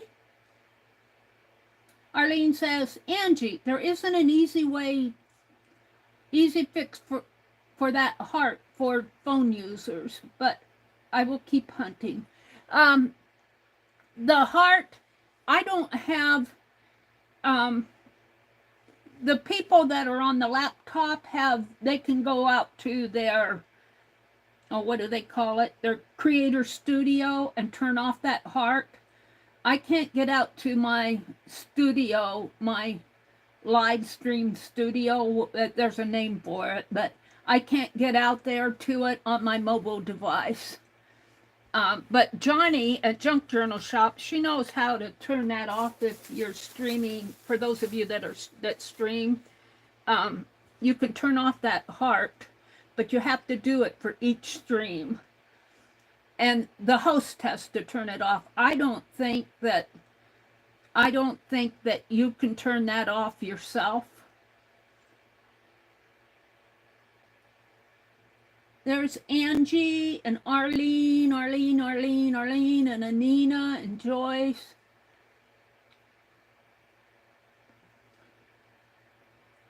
Oh, now wait a minute. Arlene said, Angie, if you look at the top of chat and click on the 3 dots, the click reactions, the heart will go away.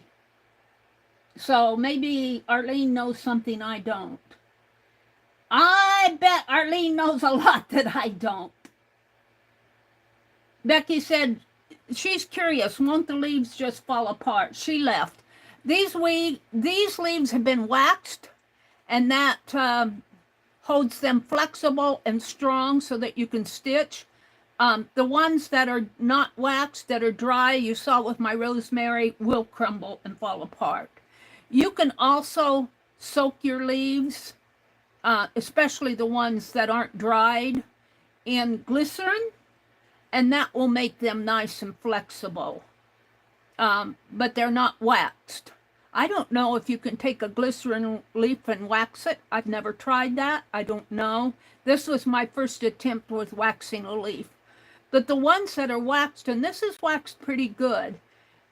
If you watch K3N's video, her first one where she showed, she did 3 videos this week.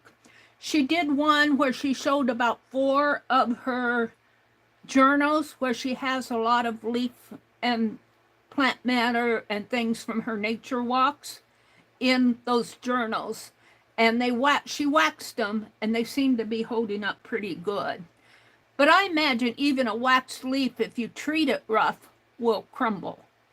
Now, I don't know how long this will last. I don't know. We'll see as I turn my pages and everything.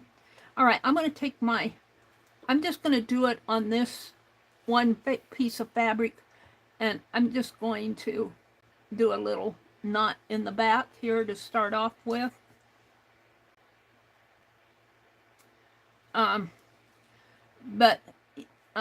Yeah, I think leaves that are not, although I think that she, like that hosta leaf, that one hosta leaf that is not waxed, if your leaf is strong enough, and depending on the structure of the leaf, the hosta leaves don't have a lot of veins, so it doesn't have a lot of places where it could crumble away. Usually if your leaf has a lot of veins, it has a lot of potential for crumbling. Oh, it's my hosta leaf. I think I put it above. I'll come back to it. All right, so I'm right in here. I'm right here, and I'm just gonna, I think I'm gonna pull it over like that. And she put a little bit of glue on hers. I'm not going to, but I do need to hold it gently. And of course I got shaky hands, so, but I'm going to gently go through my fabric here.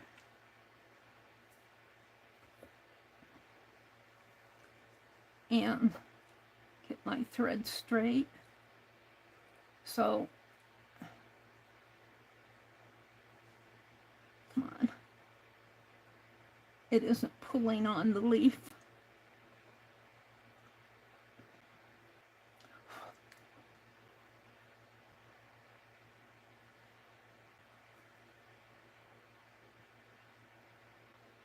And I'm not going to do any fancy stuff here. That's not the goal of this. The goal is to stitch the leaf down.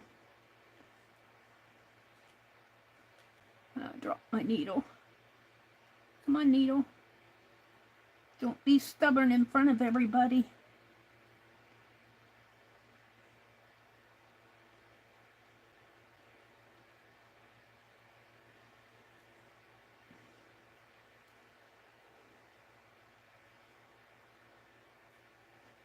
And you kind of watch where your thread goes while you stitch, because it can catch on things and pull and tug, and you don't really want that happening.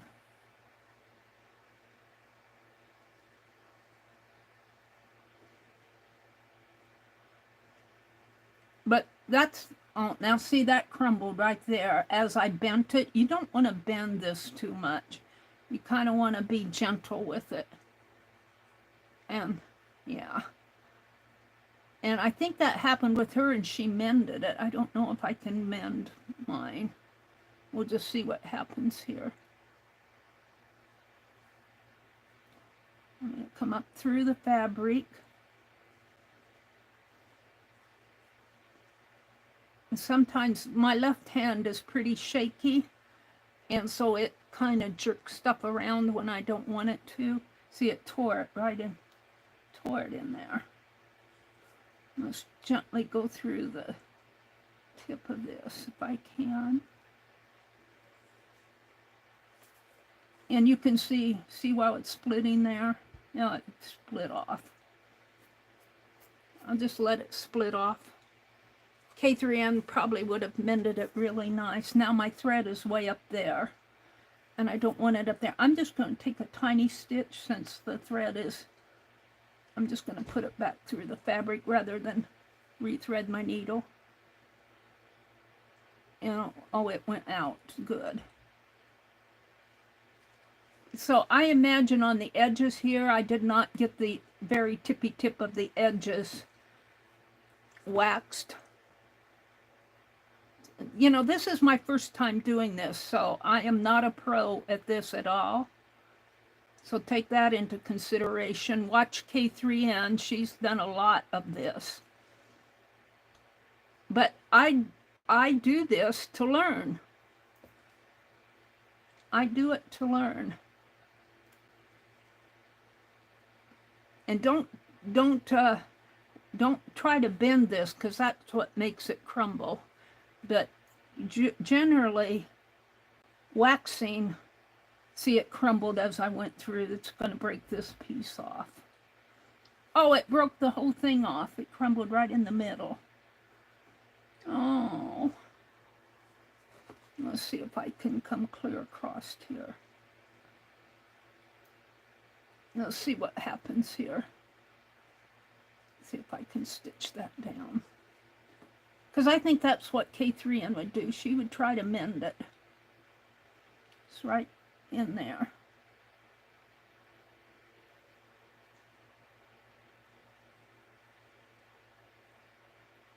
There. And it'll probably crumble away eventually. I don't think I got wax clear up to the tip of the leaf, so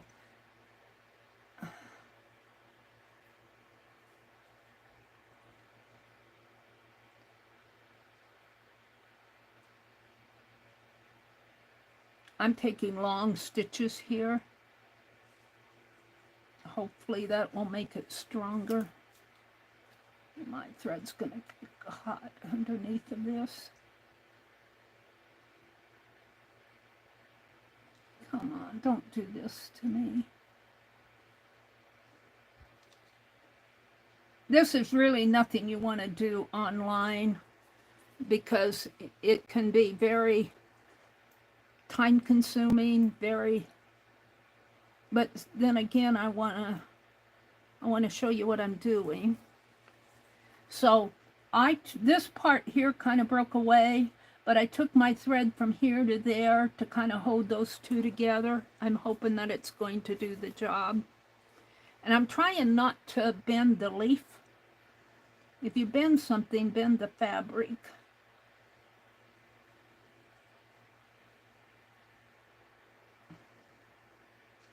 And even if it's not perfect, it's my attempt at it. And I'm taking really long stitches here. I feel like they're a little stronger.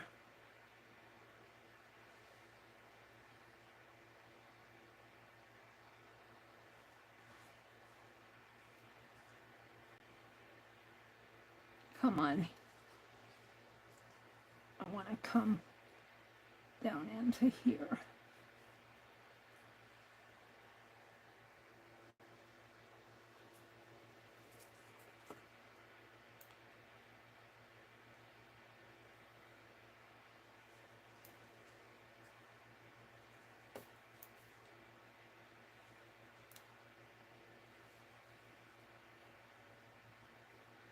And I'm going slow, but this is slow stitch.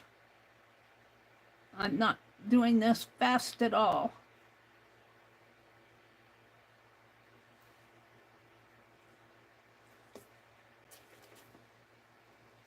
I need to lengthen my thread here.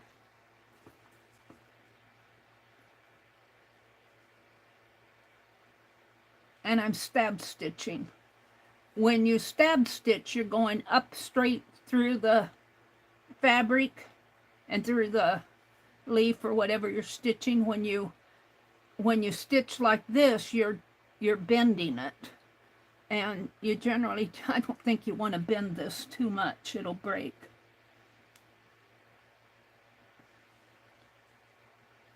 And stab stitching is a little bit slower. But after all, this is slow stitch. Oh, look, see, it's broken off here. But I'm going to leave that broken. See, it's broken right in there. And that happens to her, but she just leaves it as part of the piece. I thought this leaf would have been stronger to stitch.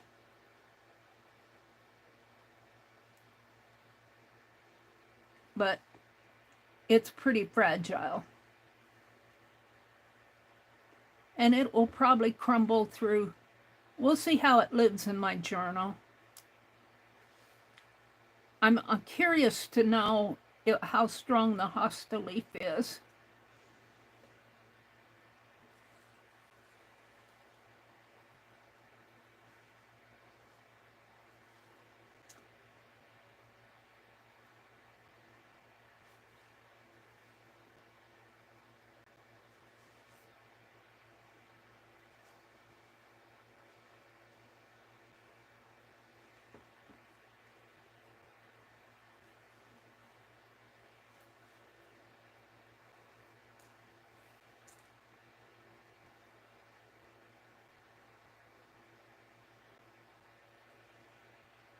I'm doing pretty big stitches here and fairly wide.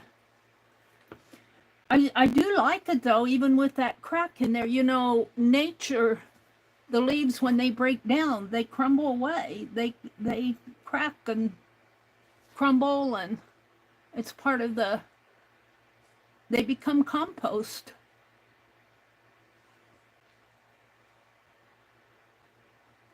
It's part of the history of leaves.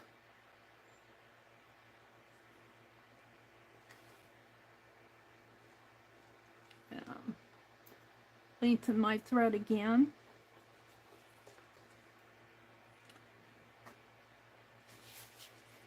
I can come over a little.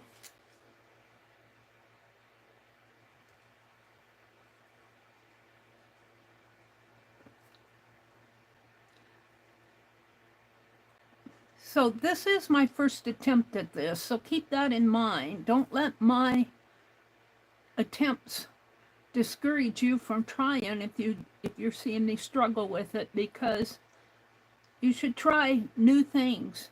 That's what I like about K3N. She does a lot of different things on her channel. Oh, see, I broke it there too. Broke it right in there. Aww.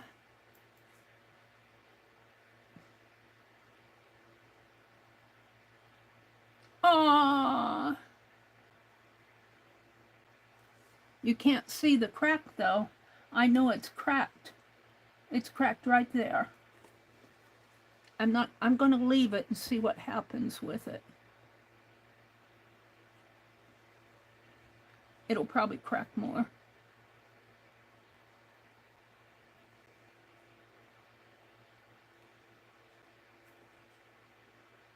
Come on. You can't put much pressure on it.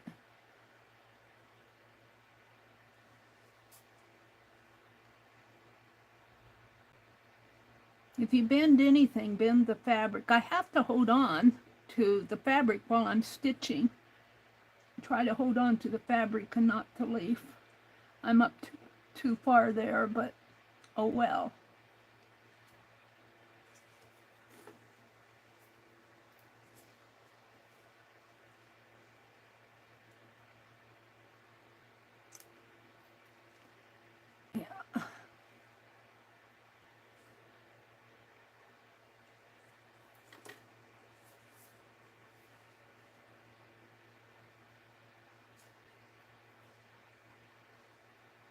I'm taking really long stitches here. I want to get it done.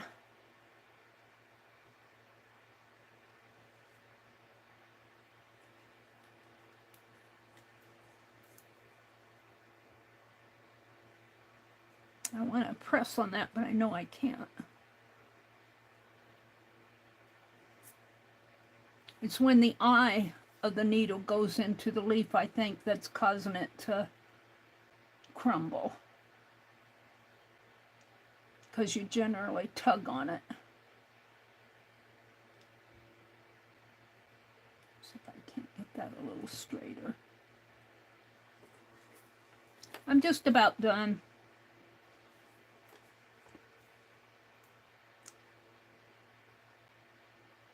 I'm going to come down into the center. I'm going to skip this side. Come down into the center there. Maybe go over. Oh, see, I need to be careful.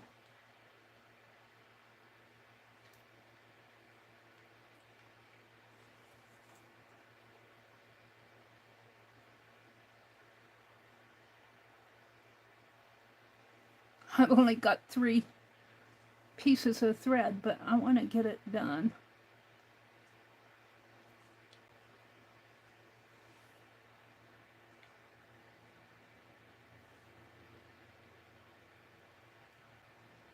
I think I'm going to run out of thread.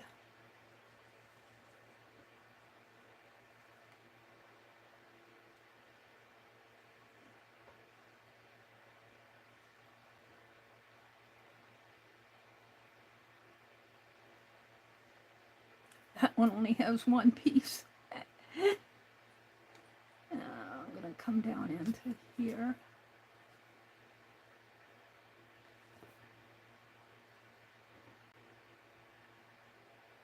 Oh, it's catching on that. I think that's, oh look, see, I split it right there.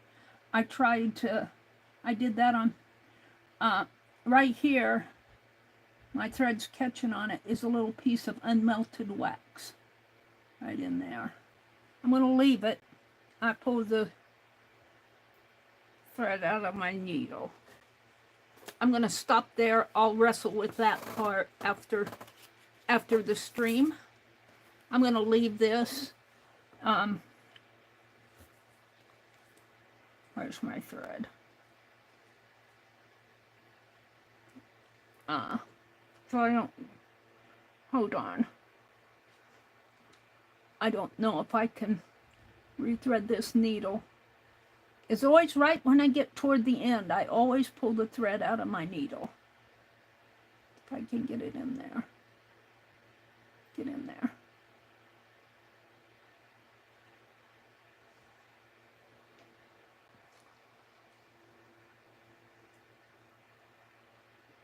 If I don't do this, I'm going to just leave it and move on. Get in there. Now I'm going to leave it. I got it almost. I just have a few little stitches left in there. I'm fairly happy with this. It cracked really bad there. There's a crack in here, but I think it kind of pulled together. There's a little bit of a crack there. I'm going to try, if I can find it here, the hosta leaf. And it's been waxed too, but see, it's turned brown up there. I've got another one that's not waxed. But look, I can bend that pretty good. I think I can bend it better than I can the one that I waxed. What if I come this way and rethread my needle with another thread? With a darker colored thread. Do I have one left? I have a black.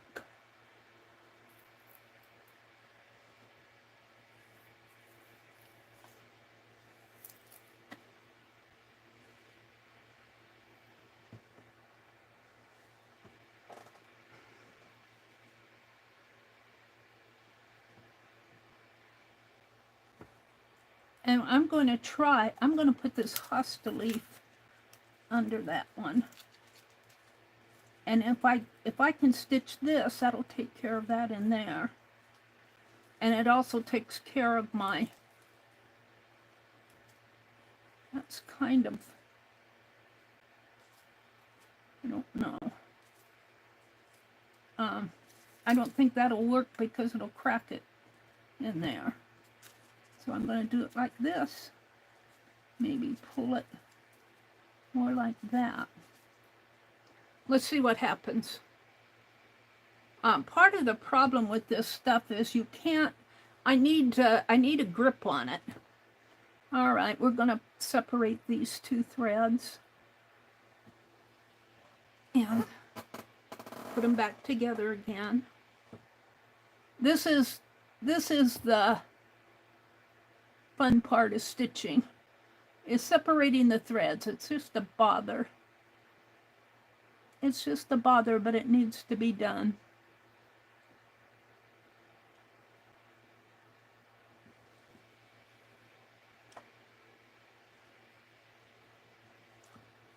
And I'm going to take this off for now. Let's see if I can get it. I'm going to have to snip it. Snipped it so the two threads are even. And I'm a thread licker. If your two threads are even, you have a better chance of it going through the eye of the needle. All right, now gently, I'm going to try to put a little knot in here.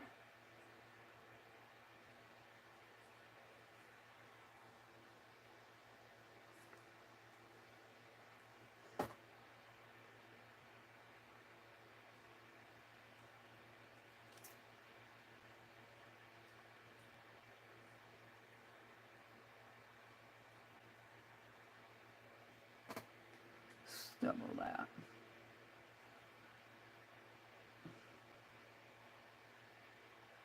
I lost that other thread, but this will knot it enough. All right. Look, see, I cracked it there.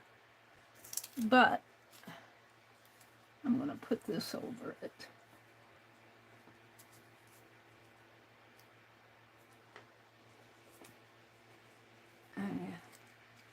To be very careful with this. Come in first.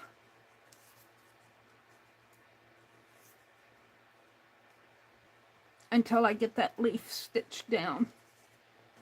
I cracked it right there. That's my doings with this, fiddling around with this hosta leaf.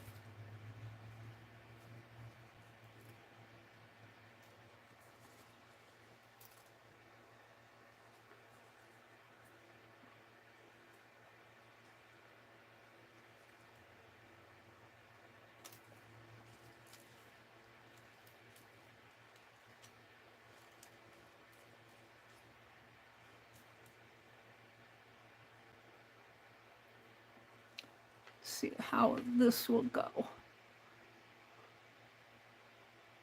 It's my needle. I've got an extra thread here.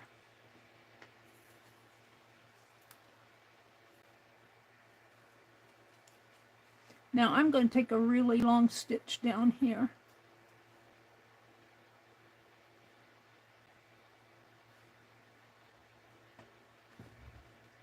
And go in.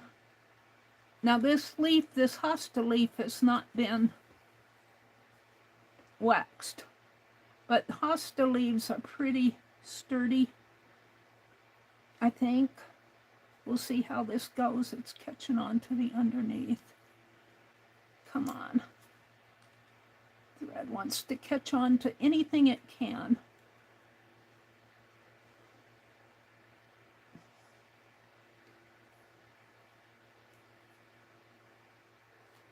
And I want to get away from this leaf, the underneath one. Boy, I'm really cracking it.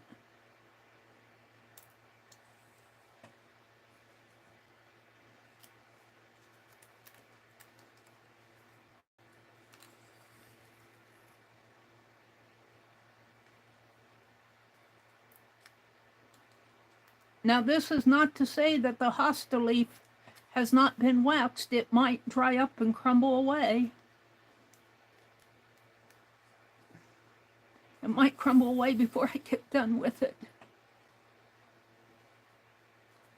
And I'm taking really big stitches. K3N stitches were much smaller. Yeah, I crumbled that one good. I messed that one up real good. I'm going to come up over in here. Taking really long stitches. Yeah, I pulled that.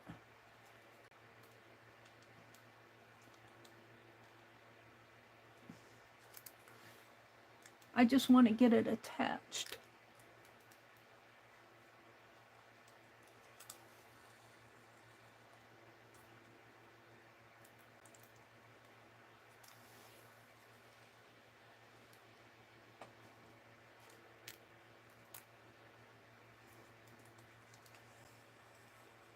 I can feel on the hosta leaf, maybe you can see, there are veins running this way through it, I think, which strengthens it.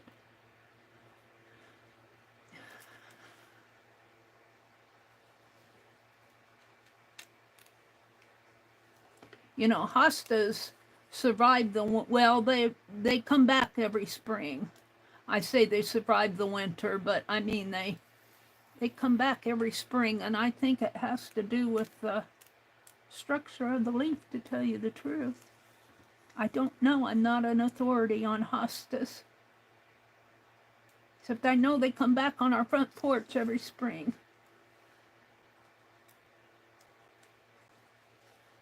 I'm kind of happy with that.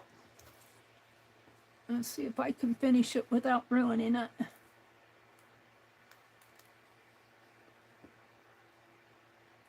And I'm going to come up over this way. I'll lengthen my thread a little, and I'm going to come in to there.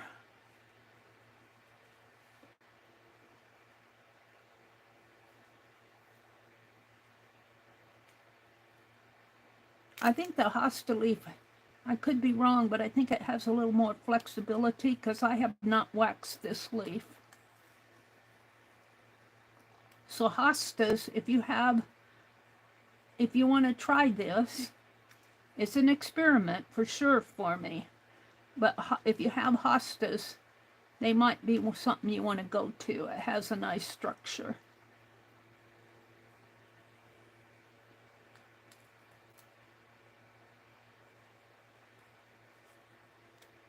Where's my needle? I don't have good lighting in here, so it's hard for me to see what I'm doing.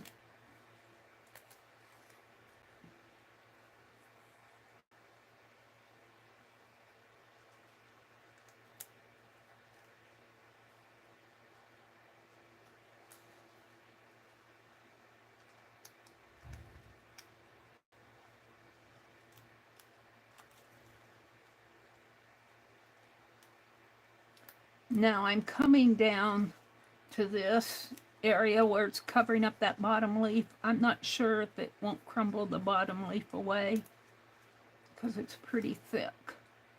So I'm going to stop right here because that's on there pretty good. And I'm running out of thread. So let's turn it over. And you can really see the structure of the leaf, of this one especially, kind of this one. Let's tie a knot. And I'm just going through the fabric here. I did not go through the leaf. Come on, little knot.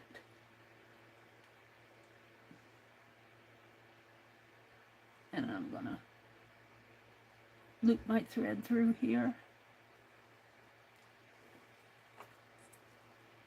And let's do another one up here.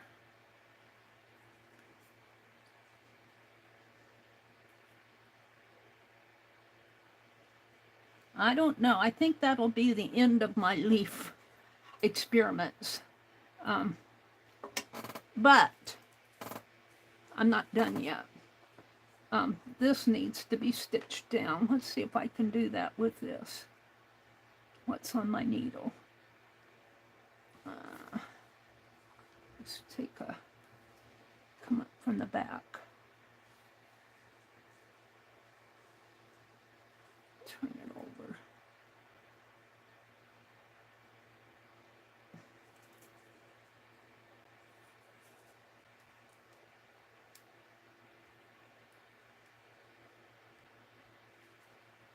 Oh, of course.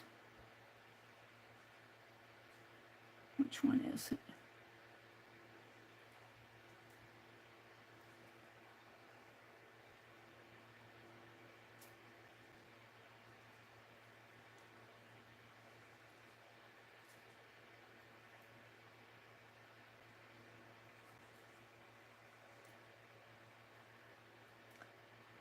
Now, take that needle off. Give it back to Penelope. Let's see if I can't do this with my finger.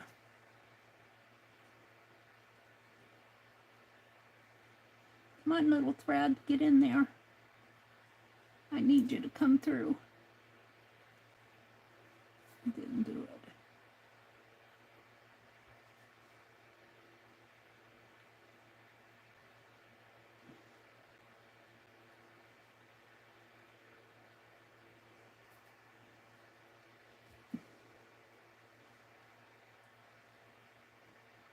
Come on. Talking to my thread.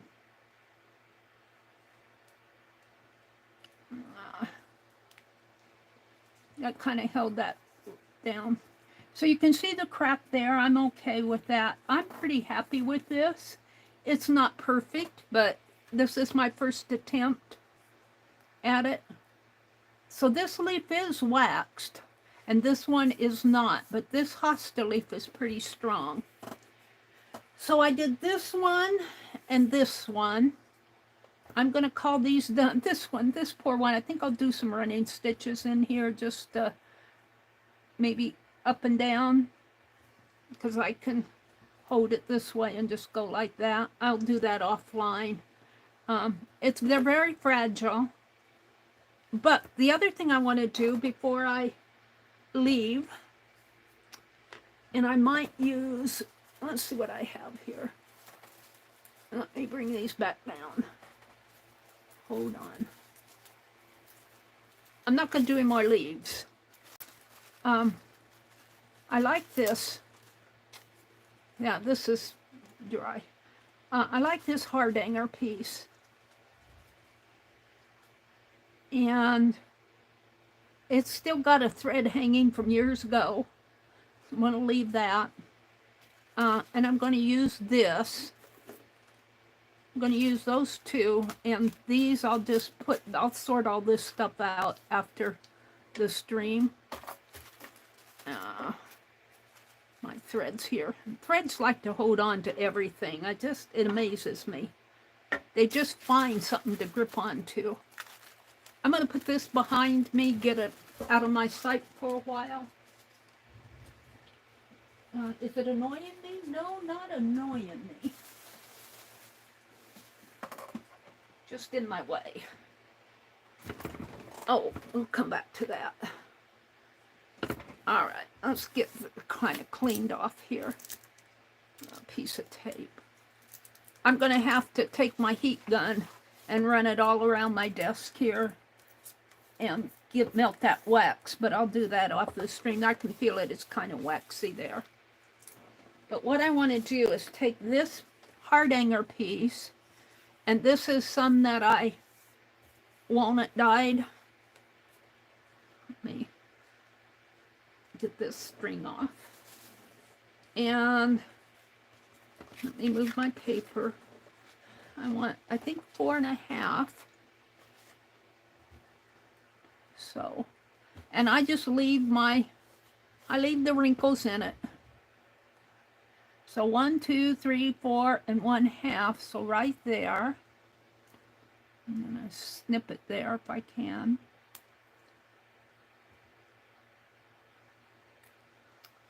And I want 7 and a 4th. 1, 2, 3, 4, 5, 6.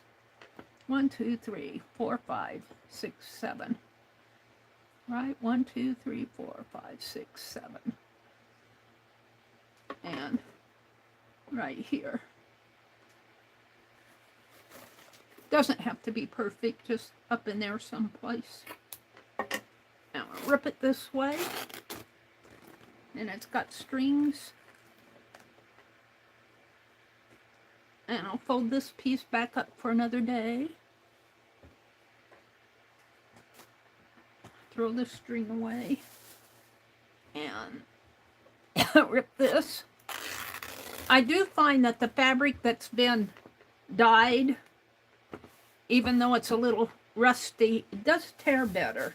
I think you kind of weaken the fabric a little through the water and all of the rigmarole it goes through. I think it weakens the fabric a little.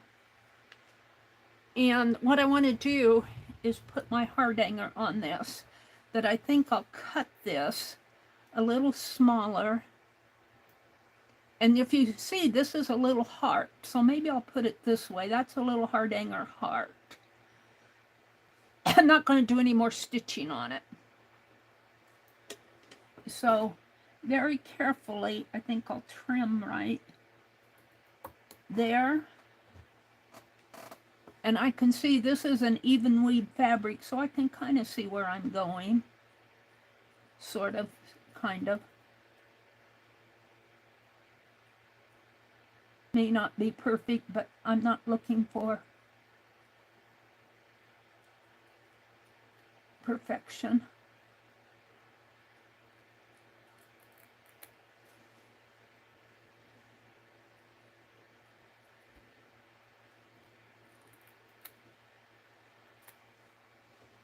And I want that heart.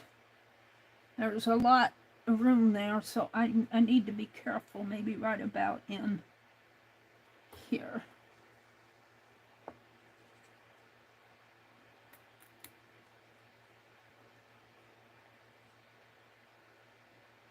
I must have stitched this in like 2004, 2005, up around in there. I did a lot of stitching back then. But I was not proficient with hardanger. And I really think I'm gonna, let's see, I could let it dangle. We might let that thread dangle, but what I want to do, I have some twigs. And I think I'll, you know, I might take a piece of this fabric and let's see what I can do. I think I want a longer piece though. Let's rip. Let's see what I can do. This is design as you go thing. I'm going to do a couple of these longer pieces here. 1, maybe 4. Which leaves me a length about the size of my, perfect. But I'm not going to use it here.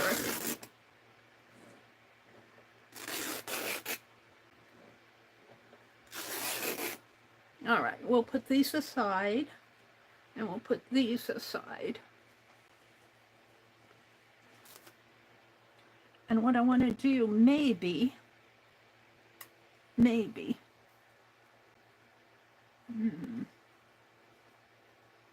should I tie it, or can I just hold on to it? Maybe stitch it in the end. I just want to kind of wrap this around and down.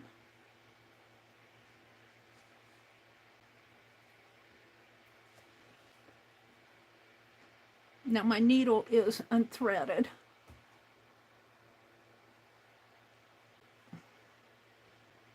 I might come back. Let's see if I can stitch, put a thread through there and stitch as I go here. Let's put this aside. Let's try this stronger thread here. It's a string. And I need a big needle, Penelope. Do you have a big one? She says, you took all my needles.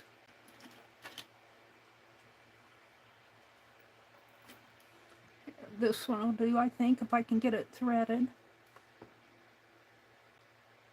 I'm slow stitching today. I'm trying to use nature stuff. I really liked, let me go get another link. Hold on.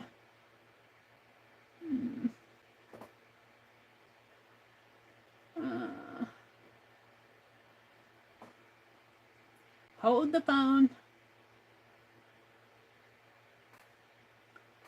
Hold the phone.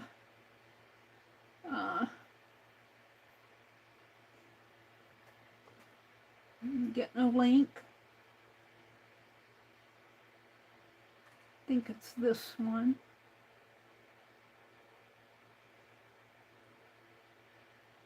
Copy link.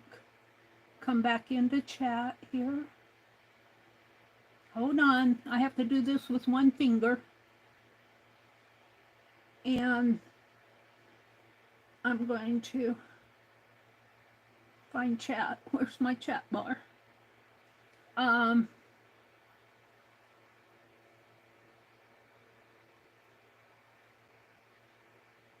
Hold on, I'm typing with one finger.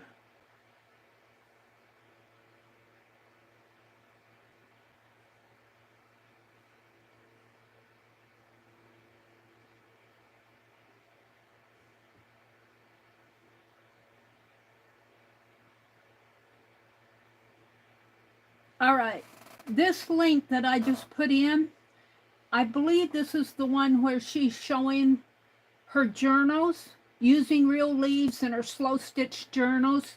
She shows about 4 of her journals there that have leaves and twigs and beautiful pieces of nature, real nature stuff that she has stitched right in her journal.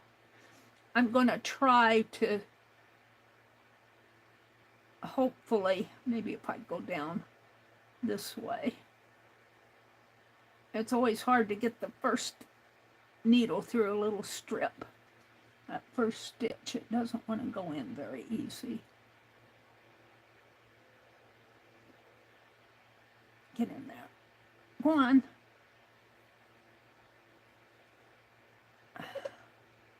I'm struggling.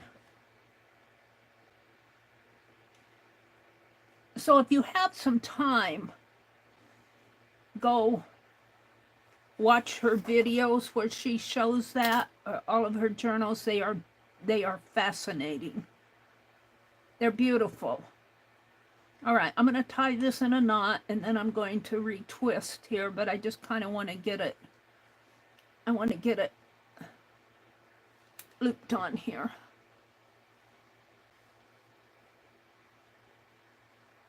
I need 4 hands. Of course, my brain probably could not handle 4 hands. My brain will say, what are you doing, third hand? Where did my 4th hand go? So I guess the good Lord knew what he was doing when he only gave us 2 hands and 1 brain. There. I might come back and tighten that a little. Now let me tighten my twists around here, and let me make sure that I have it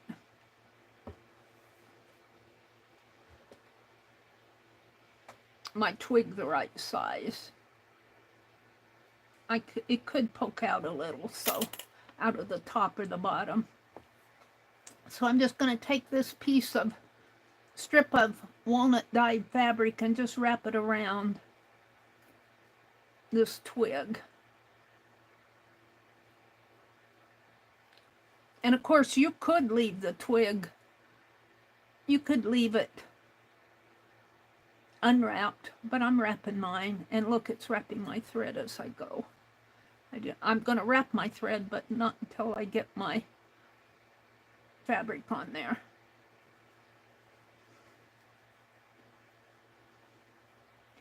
All right, now, if I can come back up this way. Oh, no, I guess I'm going to have to do it simultaneously.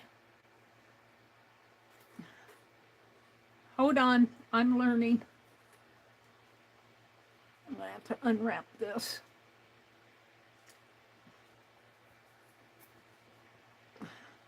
I'm going to put my thread adjacent to my fabric and pull that up. Well, no, let's leave that pokey out a little. All right. Get this adjacent to my fabric. Like so. And now it wants to slide down. Oh, I need 2 hands. I need 4 hands. I just want to, there.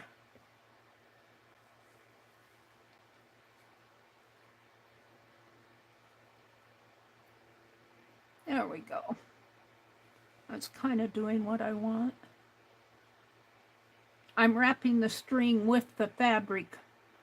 It's wanting to slip down. I could probably put a little bit of glue on that. And I might in the end. We'll see.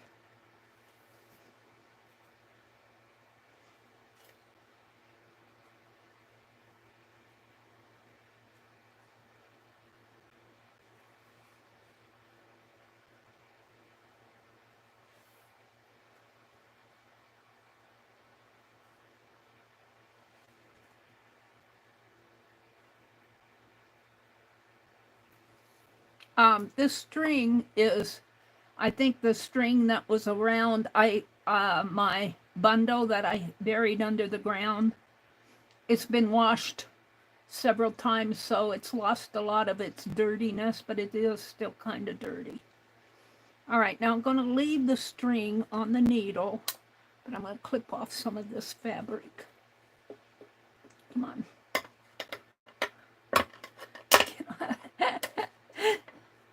All right, let's clip the fabric and wrap that string around. That's what I should have done up at the top. And it's still on my needle here. Let's see if I can't make a knot.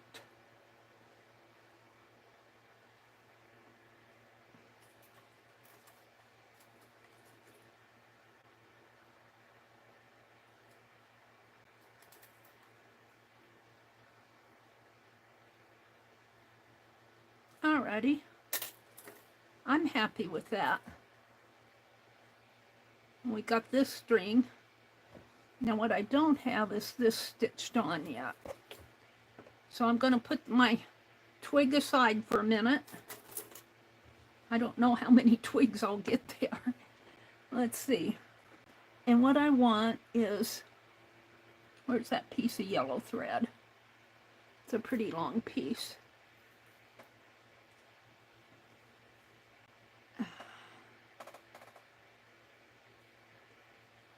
Here. And I should, but I'm not going to. I think, well, is this the yellow? Yeah. I should separate this strands, but I'm not going to take the time.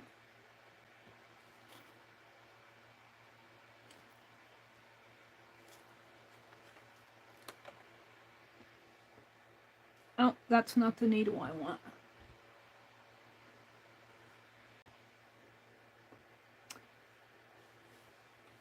See if I can thread this needle. Get in there. You're almost there. Sometimes I think licking your thread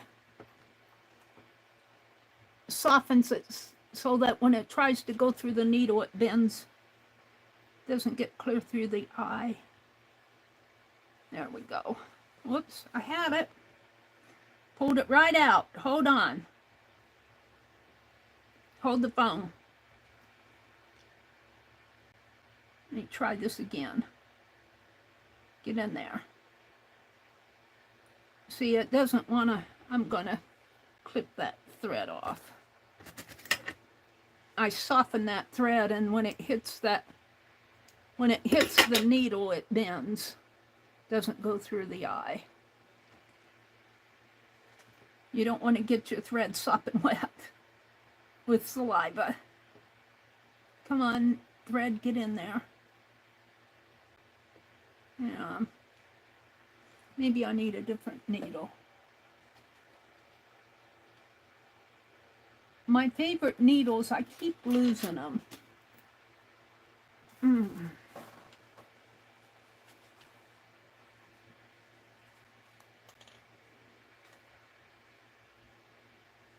This one's a bit thicker, but it's got a bigger eye.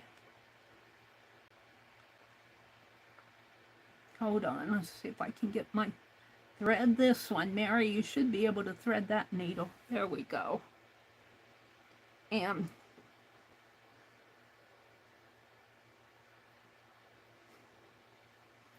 I'm just going to take some running stitches here. It's really too big for this fabric, but I want to get it done.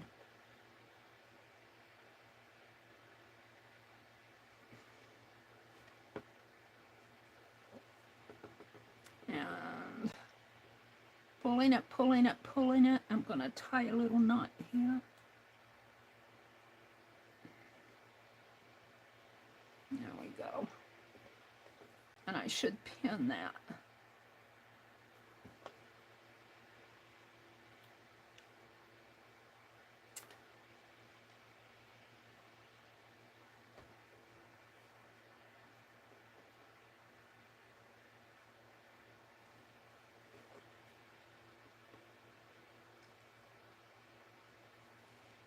Okay.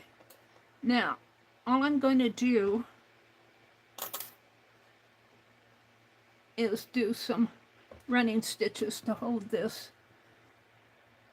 hardanger piece, and I'm not going to try to be neat and pretty about it because I need more light, and this is not about neat and pretty. My needle is way too big for this fabric, but it's got a big eye and I could see the thread the needle.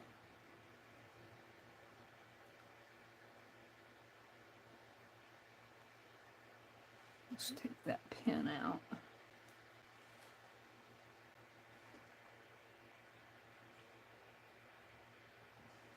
And I'm not counting threads and stitches and all that. I'm just putting some running stitches in here. Not too bad.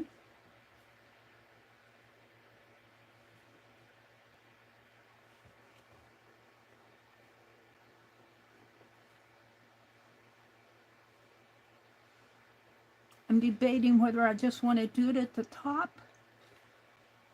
I think I will, because I just want to hold this fabric down. Maybe I'll take one more stitch. See, I'm going through the back of this walnut dyed fabric. And I'm just going to tie a knot.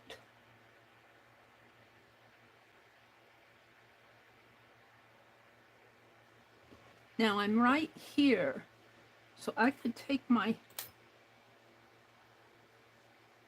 almost like this up at the top. I could take this. I've got two ways to couch this. I've got two threads, two needles. Smooth that down a little. Over a little. I'm going to couch it with my gold thread first, if I can get it sorted out here.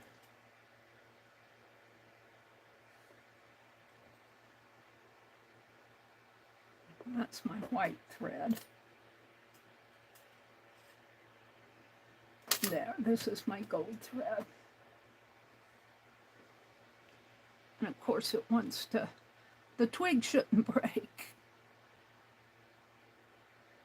All right, maybe it was a good thing I got that bigger needle, because I am going to couch around this. And I'm going to whip stitch couch it and not going to do the pretty little running stitches on the back.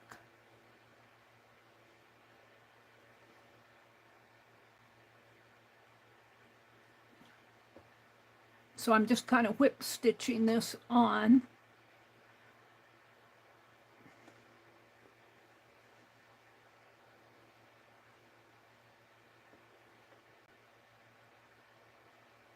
First with the gold thread, and then I'll use that other needle which has the white thread on it.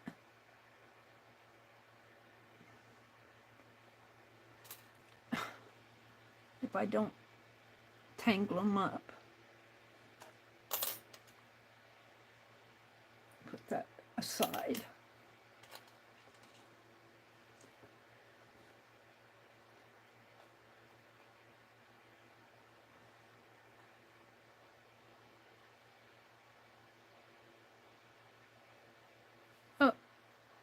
one a little straighter.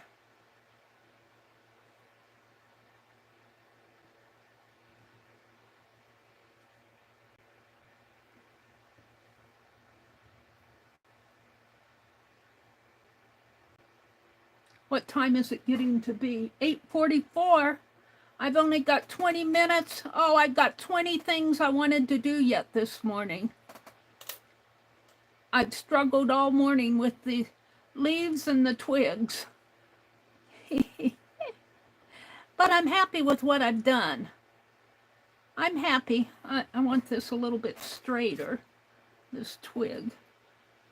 It's pretty close to my hardanger piece, but I'm liking it. Let me move my...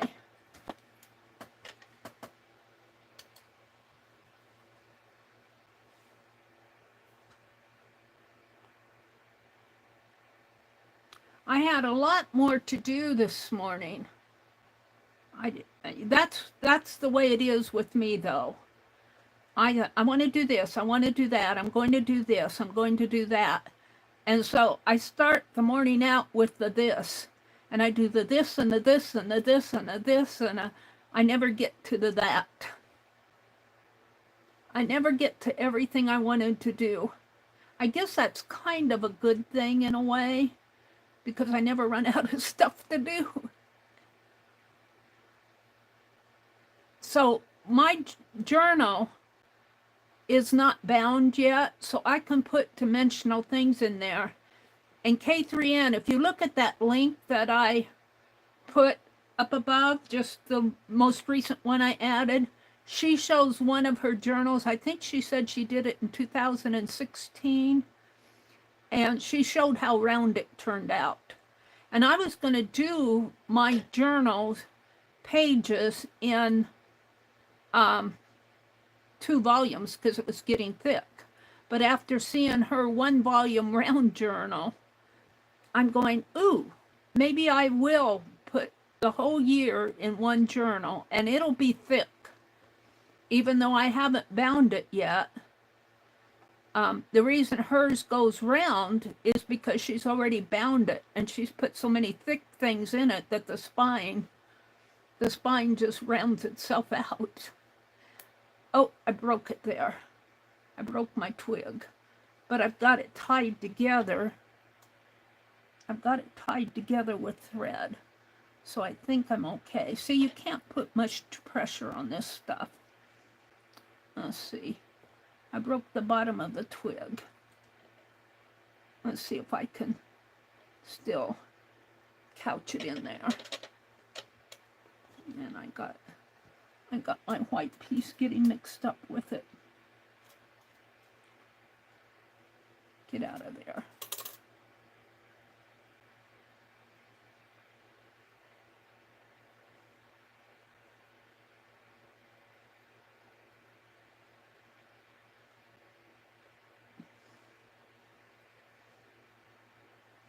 So it's broken right here. But I think if I turn it, come on, turn, and hold on to it. Take another stitch.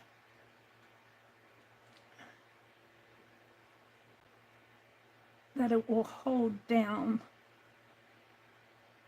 enough. Kind of like a cast on a leg. All right, I'm going to turn this upside down.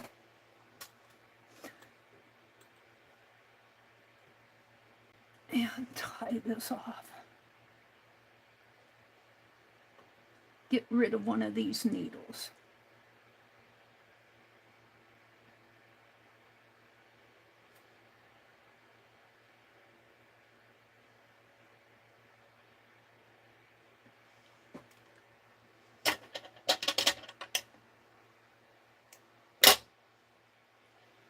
I'll give that one back to Penelope. Now this one,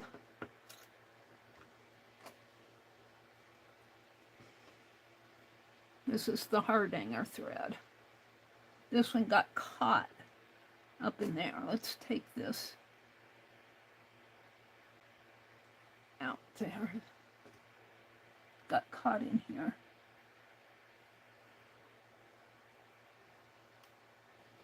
All right, I think that's good. Well, maybe one more here. There. Yeah. Okay.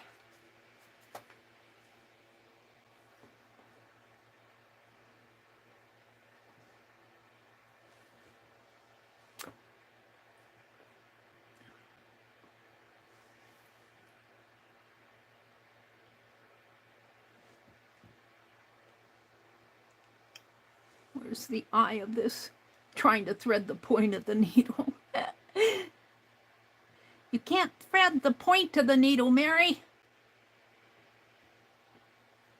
So I know my thread, my stick is broken right in here someplace. So I'm going to put some extra thread down here.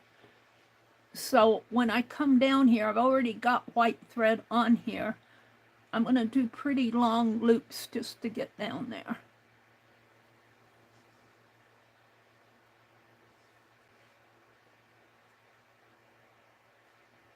If I can, but don't want to break it again. Get in there.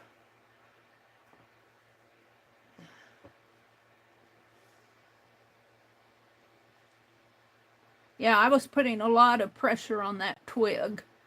It shouldn't have broke if I would have been handling it better.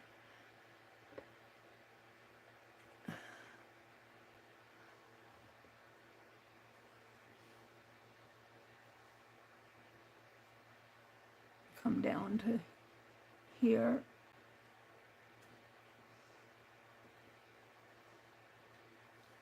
Trying to get down there.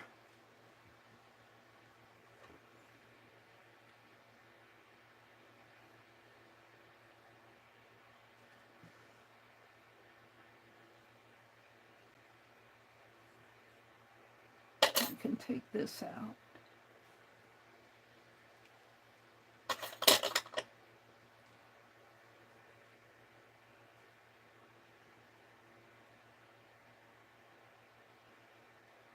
Get in there. Now, I don't have much thread left. Let's see where it's broken. Right in, right there. So I'm going to go through here.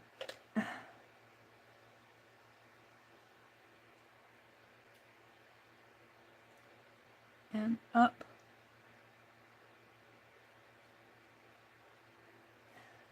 I have to say, this thread that's been walnut dyed, I think it tightens up the fibers of the fabric. It's really not as easy to stitch through, because my needle should be going through this a lot easier than it is. So just a comment on that, because it's got the dye in there. All right, I'm pretty happy with that. Let's see if I can't bring it down a little here. Push that up a little.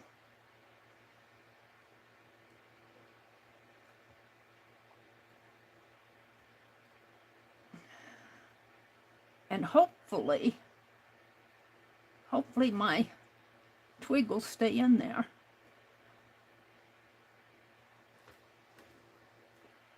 Now, what happened to my piece of hardanger? It's here. So I'm going to see if I can't loop this around and yeah. When I get down to the bottom of my thread, I don't want both pieces through. And I figure out which piece is which here. There.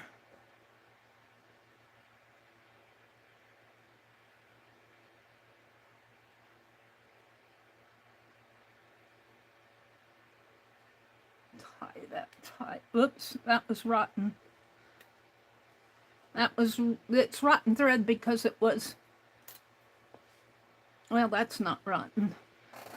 It was what was wrapped around my bundle. All right. I think I've got it in there pretty good, though. I'm pretty happy with that. Let me give Penelope the needle back. But now I want more, and it's 8:53. See, I was going to put another twig over here, but I don't have time. So, I think what I'll do,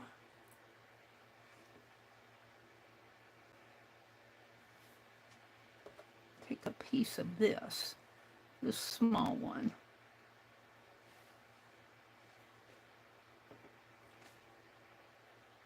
We're going to have to cut the bottom one. Look at all that thread wrapped around my scissors. Come on.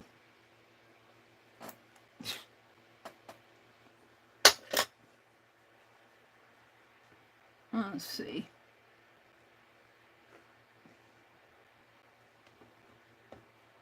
Yeah, we're going to cut both of them. Right about to there.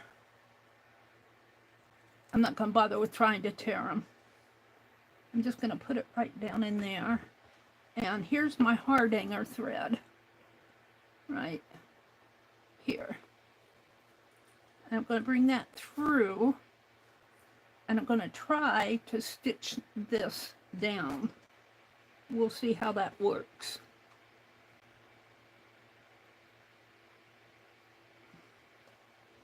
And if I can do this in a few minutes. This is Tuesday, so I think Paint Girly, is it Paint Girly, Kathy Berg, Paint Girly, oh geez, who else? I'll get my, let me finish this up. So I'm going to bring this all the way down, a really long stitch until I get to here. Like that. And then I'm going to go under one. I could try putting a leaf on here, but I don't think I want to struggle with it in 4 minutes.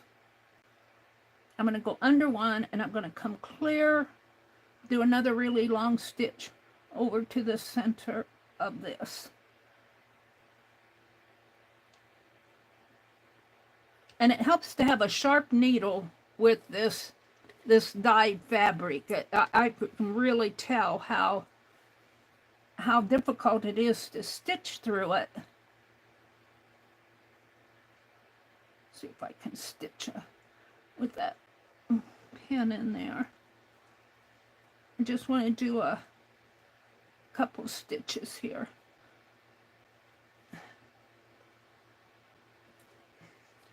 It's almost like stitching through the rust.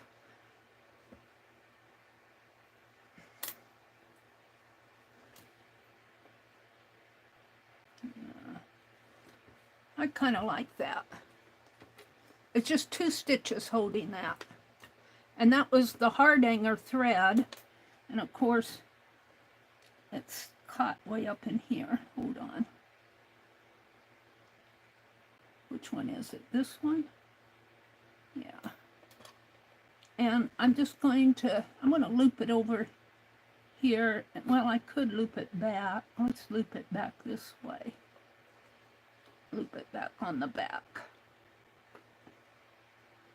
And over this way. And tie a knot in there.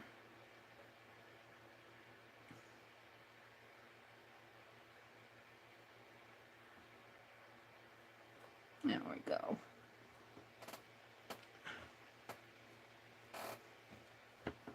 I'm kind of happy with that.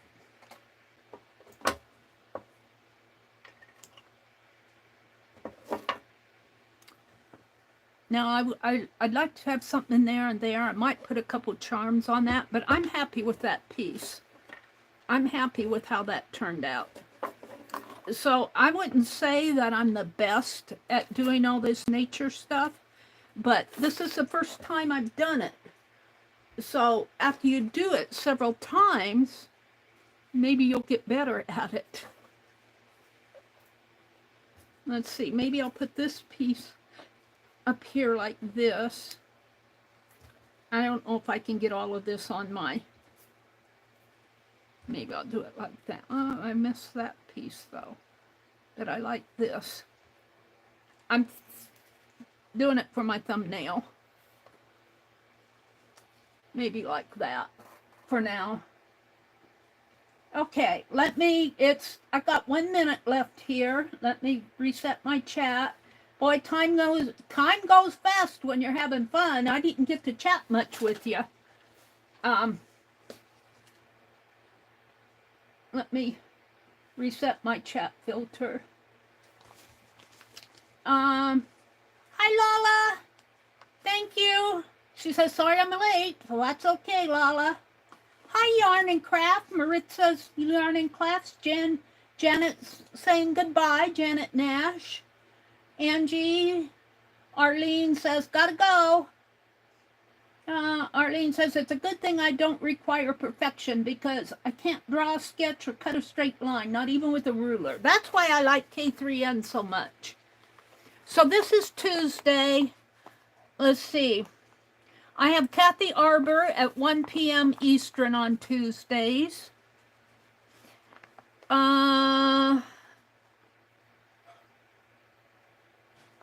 Let's see. Paint Girly is on Thursday, not Tuesday. I got Dusty Unicorn. Tuesday and Thursday is 10 a.m. Pacific. Becky's going to stream at 12 noon today. She's going to be in an art gallery. Let's see who else I have here. See if I'm missing anybody.